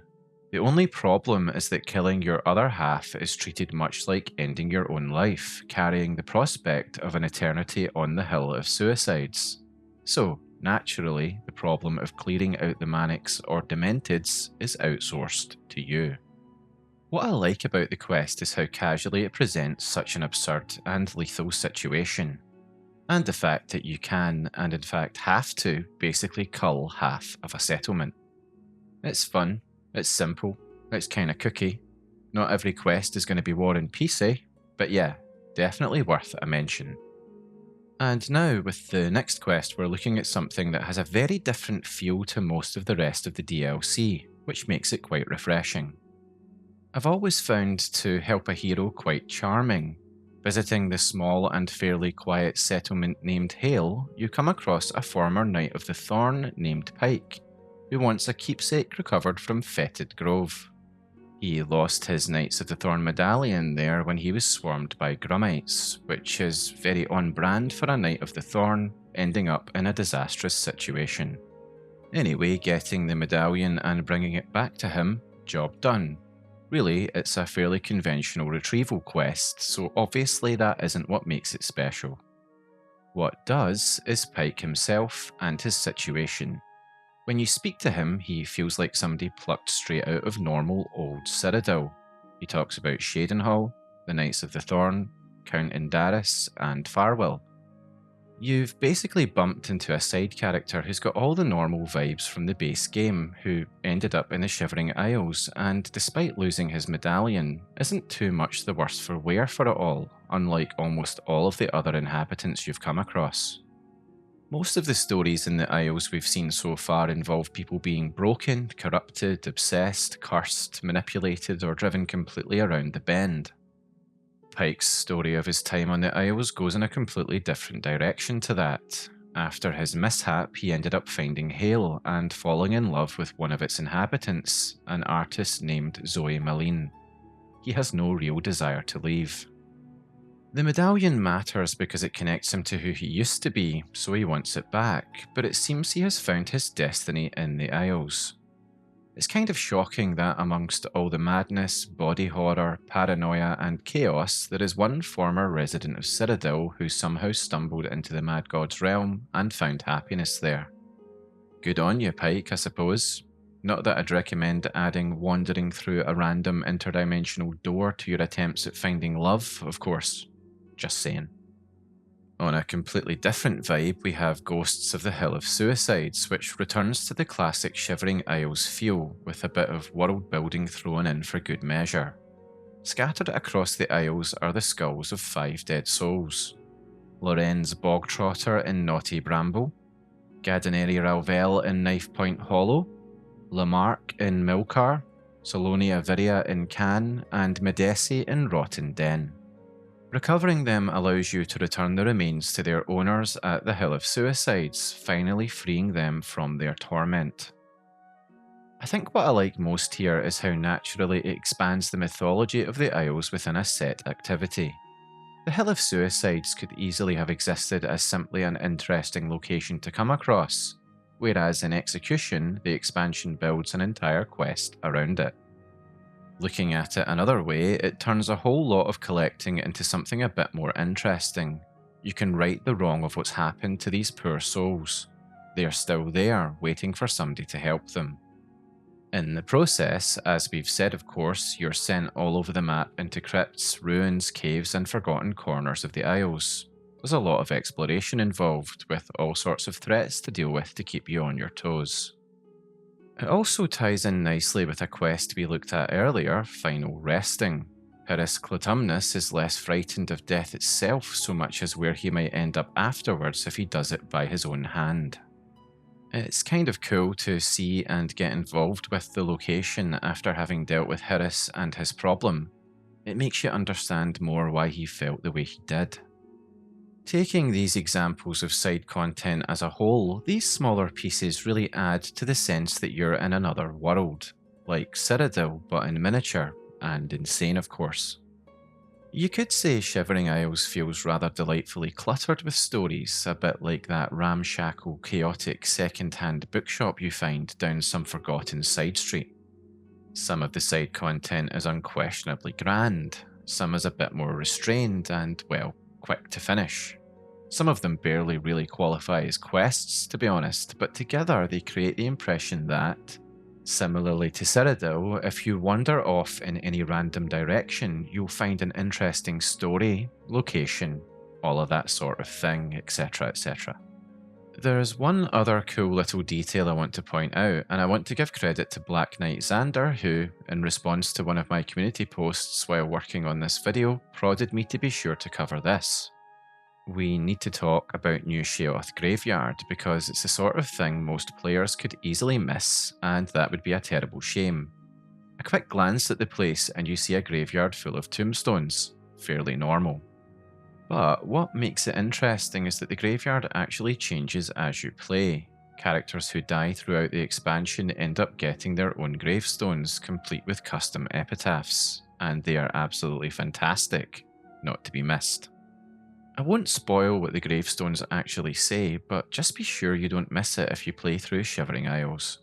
Anyway, it's another little bit of player agency, you having an effect on the world around you, the world reacting to you, and that is a big yes from me. So, all in all, as far as side content goes, definitely a tick in the box when it comes to best DLC ever arguments, I think. Shivering Isles does it so well. Another thing we need to understand in terms of Shivering Isles' strengths, and what it did to develop existing lore as well as enrich and expand on the very idea of the Mad God and his realm, is what Sheogorath already was before Oblivion's expansion gave us the chance to explore his realm as a stage in complete expression, rather than simply a mentioned place, as well as a deeper explanation of where he actually came from, via some incredibly cool foresight. Well, maybe not so much foresight as opportunistic use of, yeah, we'll get to it later. Sheogorath, as we know, is the Daedric Prince of Madness, with creativity and derangement of various flavours basically combined into that office. His titles are many. The Mad God, the Prince of Fools, the Gentleman with a Cane, the Skooma Cat, the Fourth Corner of the House of Troubles, Lord of the Never There, Lord of the Creative, Lord of the Deranged, Comforter of Men, the Trickster, Raver, Uncle Sheo, and Sovereign of the Shivering Isles. Depending on who is telling the story, he might be the Mad One, the Mad Lord, or the Mad Star. In fact, Khajiit even call him Sheogorath, and for whatever reason, this pronunciation is actually widely used when he's discussed in Morrowind, even amongst non-Khajiit. In fact, in Morrowind he even calls himself Sheogorath. Anyway, that sheer breadth of description is important to quantify in totality here because it absolutely demonstrates that Sheogorath was already many things before the expansion. A prankster, a corrupter, a tester, a patron of artists and lunatics, a god of mental fracture, a folk terror, and a bit of a theological problem. The Shivering Isles does a masterful job of gathering those earlier strands together into an enriched, cohesive form. If we look at the realm itself, the way the DLC splits the land between Mania and Dementia gives landscape to qualities that had already clung to Sheogorath's existing myth. Ecstasy, inspiration, fear, paranoia, delusion, cruelty, and humour, to name but a few. The split realm turns those qualities into a sort of living geography, with the smorgasbord of pathologies existing as almost as sprinklings on top. God, I feel like I mixed metaphors there, something between a living land and a giant cake or something, but hey, this is a video about the craziest place ever, so you hopefully will allow me some equally crazy turn of phrase. The major revelation, of course, is Jyggalag. I mentioned earlier that there was some foresight. The name was actually mentioned in a book you can read in Daggerfall on Oblivion, but it wasn't given anything more than a named mention. I love that. Even though they didn't know what it was, the writers dropped it in there and picked it up to expand on later. Anyway, as we've seen via the main quest, Shivering Isles establishes that Sheogorath was once Jyggalag, the Daedric Prince of Order. That was a huge revelation at the time of the DLC's release. It's fun too to look at how Sheogorath has developed over time throughout the games. Daggerfall's Sheogorath is especially interesting in retrospect. Unlike his later appearances, upon summoning he manifests as a fairly normal looking sort of human with classy clothes, including a waistcoat and cane, with floppy hair and pointed beard to boot. His quest is already on brand, surreal and unstable, initially as a request to invite someone to tea before abruptly becoming an assassination contract, followed by heading off to collect the Wabbajack from a worshipper of his at what he cheerfully describes as a lunatic asylum. The dialogue itself feels remarkably familiar in tone to the Shivering Isles Sheogorath, if not a bit more brutal. He talks about raining blood over Tamriel, orders the player to kill him to death, murder him fatally, then dismisses them with a cheerful Yapao and Gazinza. You could say though he's less quirky in some ways in this first appearance. Still quirky mind, just less so. More capricious than anything else maybe. That's personal feeling though, you might disagree with me. Anyway, Morrowind then gives us a reference that was later picked up in Shivering Isles, the Fork of Horripilation and Bighead. In Sheogorath's Morrowind quest, you retrieve the fork from the mad hermit Bighead and use it to deliver the killing blow to a giant bull netch, receiving the Spear of Bitter Mercy in return. The whole thing is ridiculous, of course. Despite that, the quest treats the absurd premise with complete sincerity, which would of course become one of Sheogorath's defining traits later, as we saw in Shivering Isles. What's really interesting though, and this is headcanon so be warned, beneath the silliness there is also a sliver of a glimpse of something deeper. When the task is complete, Sheogorath reflects that madness is not always a curse, but can be the greatest of blessings, a bitter mercy perhaps. Looking back with the context of the Jyggalag story and what happened to Sheogorath, one can't help but wonder if some part of him was referring to his own cursed existence, the bitter mercy being that he was allowed to live and regain his original form, even if only once every era. I wouldn't say the writers knew it back then, but it fits very well with the later story. Obviously, Oblivion's base game Sheogorath's Shrine quest is another key step in that evolution, and by this point, much of the character audiences would encounter in the Shivering Isles is already in place. The shrine offering is lettuce, a lesser soul gem, and yarn, which is quite the shopping list. When summoned, he immediately launches into threats, jokes, and non sequiturs, talking about turning people into goats, puddles, or even bad ideas. He seems more manic than ever, all over the place. Anyway, he then sends the player to Borderwatch to carry out a staged fulfillment of the Kashara prophecy, engineering a plague of rats, the death of the town's sheep, and finally a rain of flaming dogs. It's a mini prankster apocalypse. The trickster from Daggerfall is still there, along with some of the cruelty and the madcap vibes from Morrowind's portrayal, but there are hints of a more well-rounded, larger-than-life personality there too. Hints that wouldn't stay hints for long, of course, because soon after we see him in his home realm in the Shivering Isles expansion in all his crazy glory. This is where the modern Sheogorath locks into place.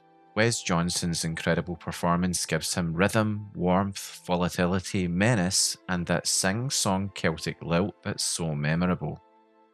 I have to say, as a Scotsman, I always found the accent amusing, sort of dancing between Irish and Scottish with a bit of a pirate vibe dropping in now and again.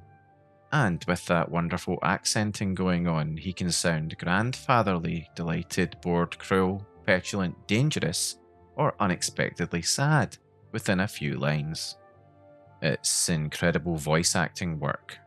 So as you can see, there was some really cool development going on since Sheogorath's first appearance in the series.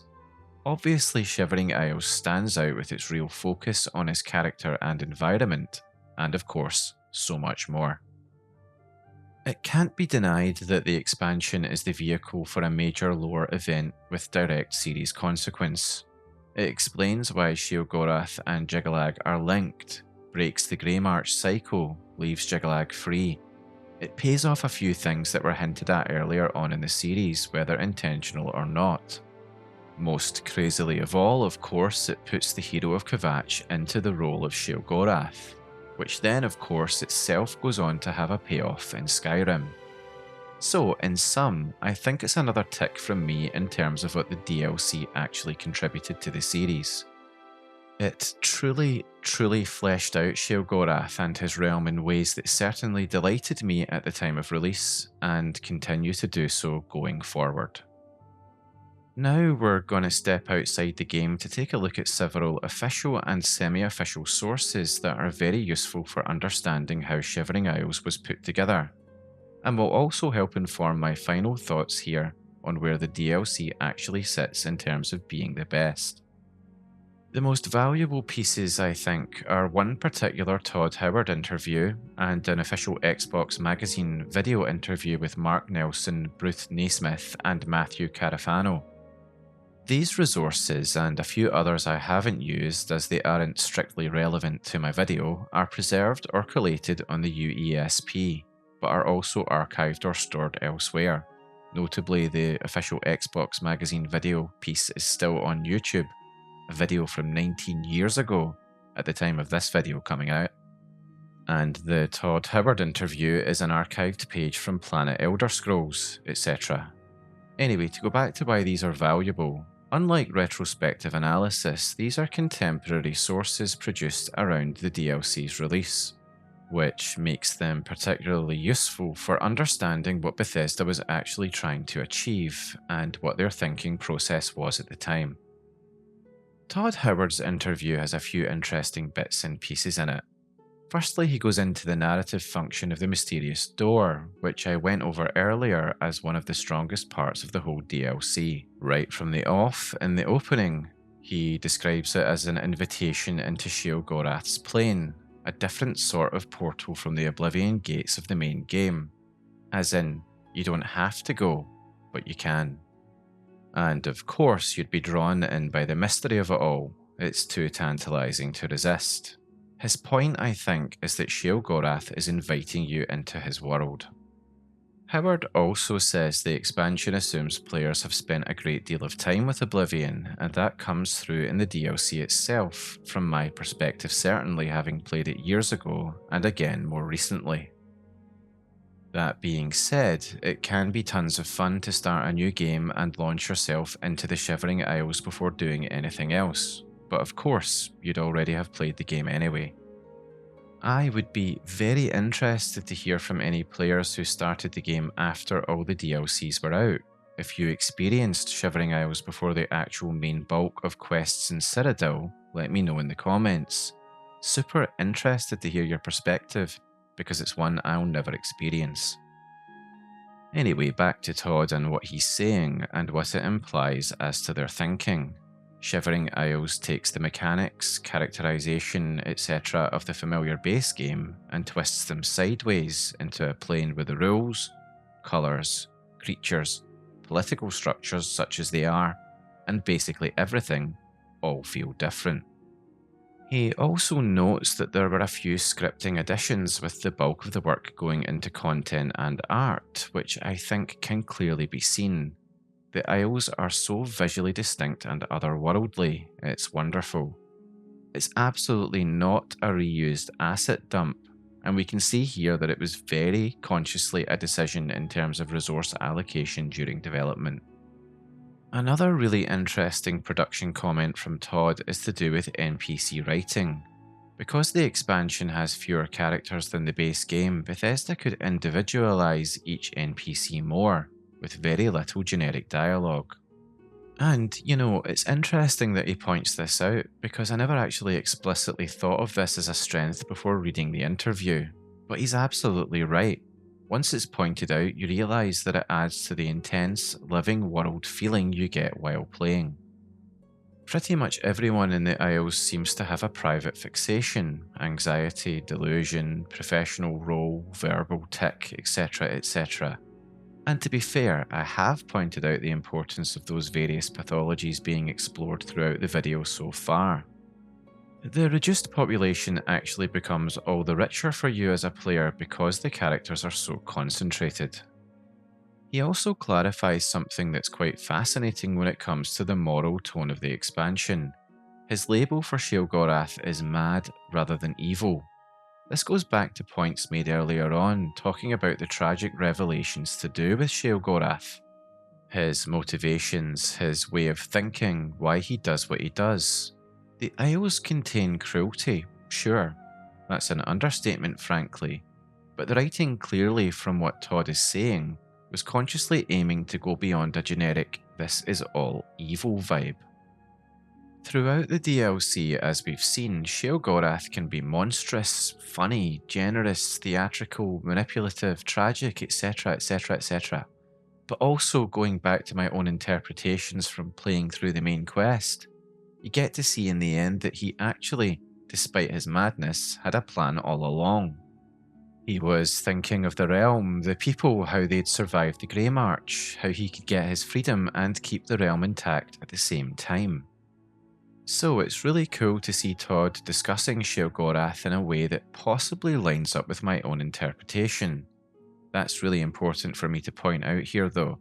I am interpreting his words against my own opinions on the through line for Sheogorath's character and motivations throughout the main quest.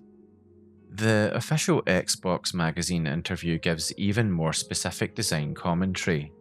Mark Nelson explains that each Daedric prince has a plane shaped by that prince's theme, and Shivering Isles was intended as a very different experience from Mehrunes Dagon's plane.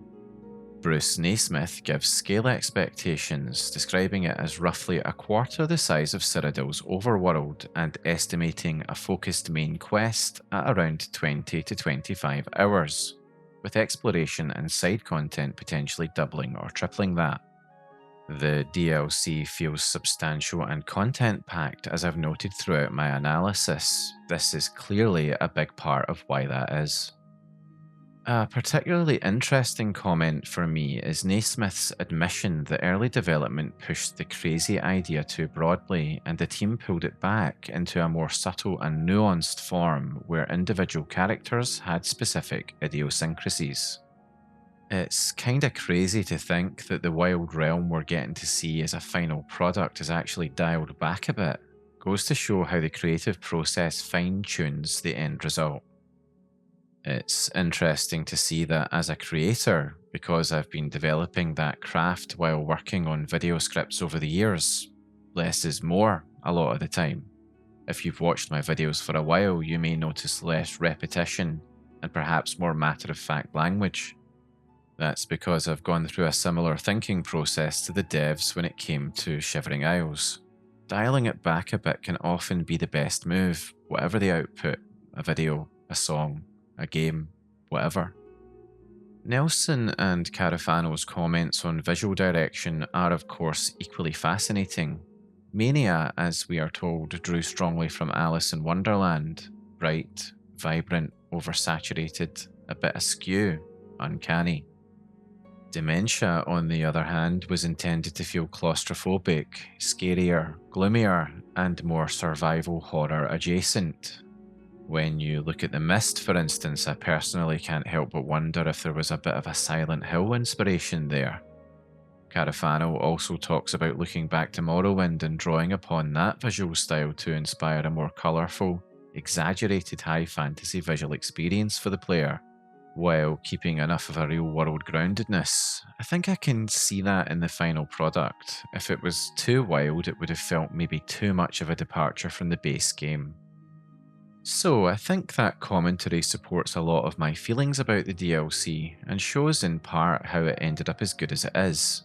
Shivering Isles is a classic for many, many reasons, but certainly because its weirdness was so intentional and carefully measured.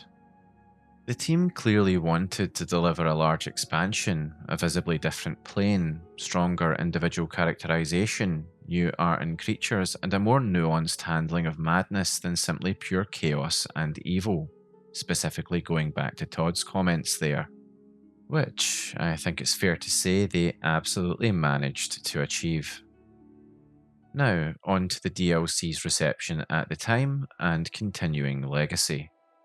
I did wonder, while working on this video, whether I had a bit of a case of rose-tinted glasses going on. Nostalgia is one hell of a drug. But, looking back, it wasn't particularly surprising to be reminded that Shivering Isles was actually very well received when it launched. Looking at review aggregators via Wikipedia, both the PC and Xbox 360 versions scored around 86 out of 100 on Metacritic and roughly the same on game rankings. That's a really strong result for an expansion pack, especially when the whole concept of DLCs was still in its infancy. The reviews themselves are particularly interesting to me because they broadly praise the same strengths I've been discussing throughout this video.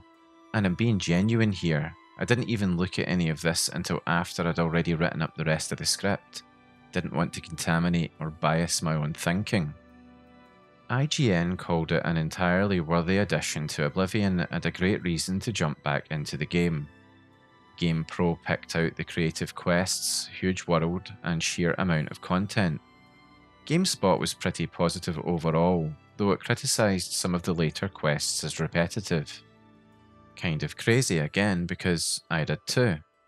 Eurogamer was the more reserved of the major reviews, I think, arguing that while the setting was pretty memorable, some of the questing was less interesting than the base game. I don't really agree with Eurogamer there. I think that's a bit harsh. But that being said, the spread of opinions is obviously quite useful to this exercise. Even among the critics who had reservations, the core identity of the expansion was rarely the problem from what I could tell. The criticism tended to focus on familiar Oblivion limitations, combat, repetition in quests, AI behaviour being a bit crazy, and further to that, the occasional bit of Bethesda jank. No surprises there, eh? We've seen that come up as recently as in Starfield reviews, only a few years ago. Anyway, on a positive note, the atmosphere, world design, visual direction, central concept of the realm itself, characterization, lore additions and so on and so forth were generally praised, and rightly so, I think. The industry recognition was clear to see too. Shivering Isles picked up RPG of the Year at the 2008 Game of the Year Awards, Best Expansion Awards from both Voodoo Extreme at the 2007 Game Awards, and a similar award ceremony run by Primotech. It also picked up Best Downloadable Content at the 2007 G4A Awards, and Editor's Choice Awards from multiple outlets including IGN, GamePro and Team Xbox, and that's not even mentioning everything. Going beyond these accolades from close to the release of the DLC, all you have to do is Google "Is Shivering Isles the best DLC ever?" to find absolutely tons of retrospective articles about this very question. as well as shed loads of user-generated posts on forums, etc. saying the same. So the legacy has been enduring. There are people who disagree and say it's overrated, but ballpark guessing from me just scrolling around, it's my opinion that the praise outweighs the criticism by a fair margin. I wonder how that will be reflected in the comment section for this video. Anyway, as we can see, the conversation around this never really stopped. And of course, it's a conversation I'm now adding to. And this was going on even before Oblivion Remastered was released. It's quite remarkable, really. So, after all of that, can I actually answer the question of whether Shivering Isles is the best DLC ever? Well, I should separate best DLC ever from best Bethesda and Bethesda adjacent DLC ever, because in that arena, I do actually think Shivering Isles is the best. Personally, I don't think any of the other DLCs in that space have surpassed it, though some have come close. As I mentioned at the very start of the video, Point Lookout is fantastic, and Old World Blues, as a Bethesda adjacent release, is one of the funniest, darkest, and most creative pieces of Fallout content ever made. I'll highlight Old World Blues here in particular because I do feel personally that Shivering Isles just pips it to the post. It's very close for me personally in terms of quality and content. Anyway, Shivering Isles wins it because when I look at the complete package, the main quest, the side quests, the setting, the atmosphere, the characters, the lore implications, the visual identity, the music, the sheer bombastic theatrical confidence of the whole thing, Shivering Isles still comes out on top for me. As for whether it's the best DLC ever made in a wider sense, that's where things get a wee bit harder. Time marches on, and the competition today is much stronger than it was in 2007. Since then, we've had incredible expansions like Phantom Liberty, Blood and Wine, and of course tons of other DLCs across many fantastic games that have pushed storytelling, character work, emotional depth, presentation, and technical achievement far beyond what was possible at the time Shivering Isles came out. In some areas, Shivering Isles has unquestionably been overtaken. Similarly to Oblivion's base game, even the remastered version, the combat is dated, the engine shows its age, the large-scale battles never fully realise the scale the story is aiming for. Those criticisms were true in 2007 and are still true today, perhaps more painfully so when placed next to the new, shiny competition. And yet, despite all of that, people are still talking fondly about this DLC, including me right now. You could say that Shivering Isles is basically iconic at this stage. You could say too that that's in large part due to Wes Johnson's incredible and memeable performance, which has become synonymous with the man. He's almost a living incarnation of Sheogorath himself at this point. Anyway, whatever the reason or collection of reasons that caused it, Shivering Isles has had some insane staying power. I am kind of resisting this because it's hard for me to say the actual words at this point, but I'll just cut to the chase, man. For me, it is one of the best DLCs ever made, a certified classic, but it is not objectively the best in all of history. I'm not actually sure at this stage I could say what I think is the best DLC ever made. There are so many to choose from. I'll go back to Phantom Liberty here for a sec. I have never been so emotionally affected by game content before, which is something I'll be looking into in a future video. I may conclude that that is in fact the best DLC ever, so far anyway. I just don't know. God, doing a ranking video for this topic would be impossible. But what I can say is this. After replaying the entirety of Shivering Isles and trying my best to put nostalgia aside, I understand completely why the question still gets asked. So let's wrap this up with a neat little TLDR of what I've struggled to get to with this conclusion. Shivering Isles remains, in my opinion, Bethesda's finest expansion, and it absolutely deserves its place in any serious conversation about the greatest DLCs ever made. It may not be the best in my mind, but it's up there, It's irreplaceable, and I absolutely do not think it will ever exit the general cultural zeitgeist or lose its iconic status. So, there you have it, folks. Thanks if you've watched to the end. I appreciate it more than I can say. Take care, and see you next time.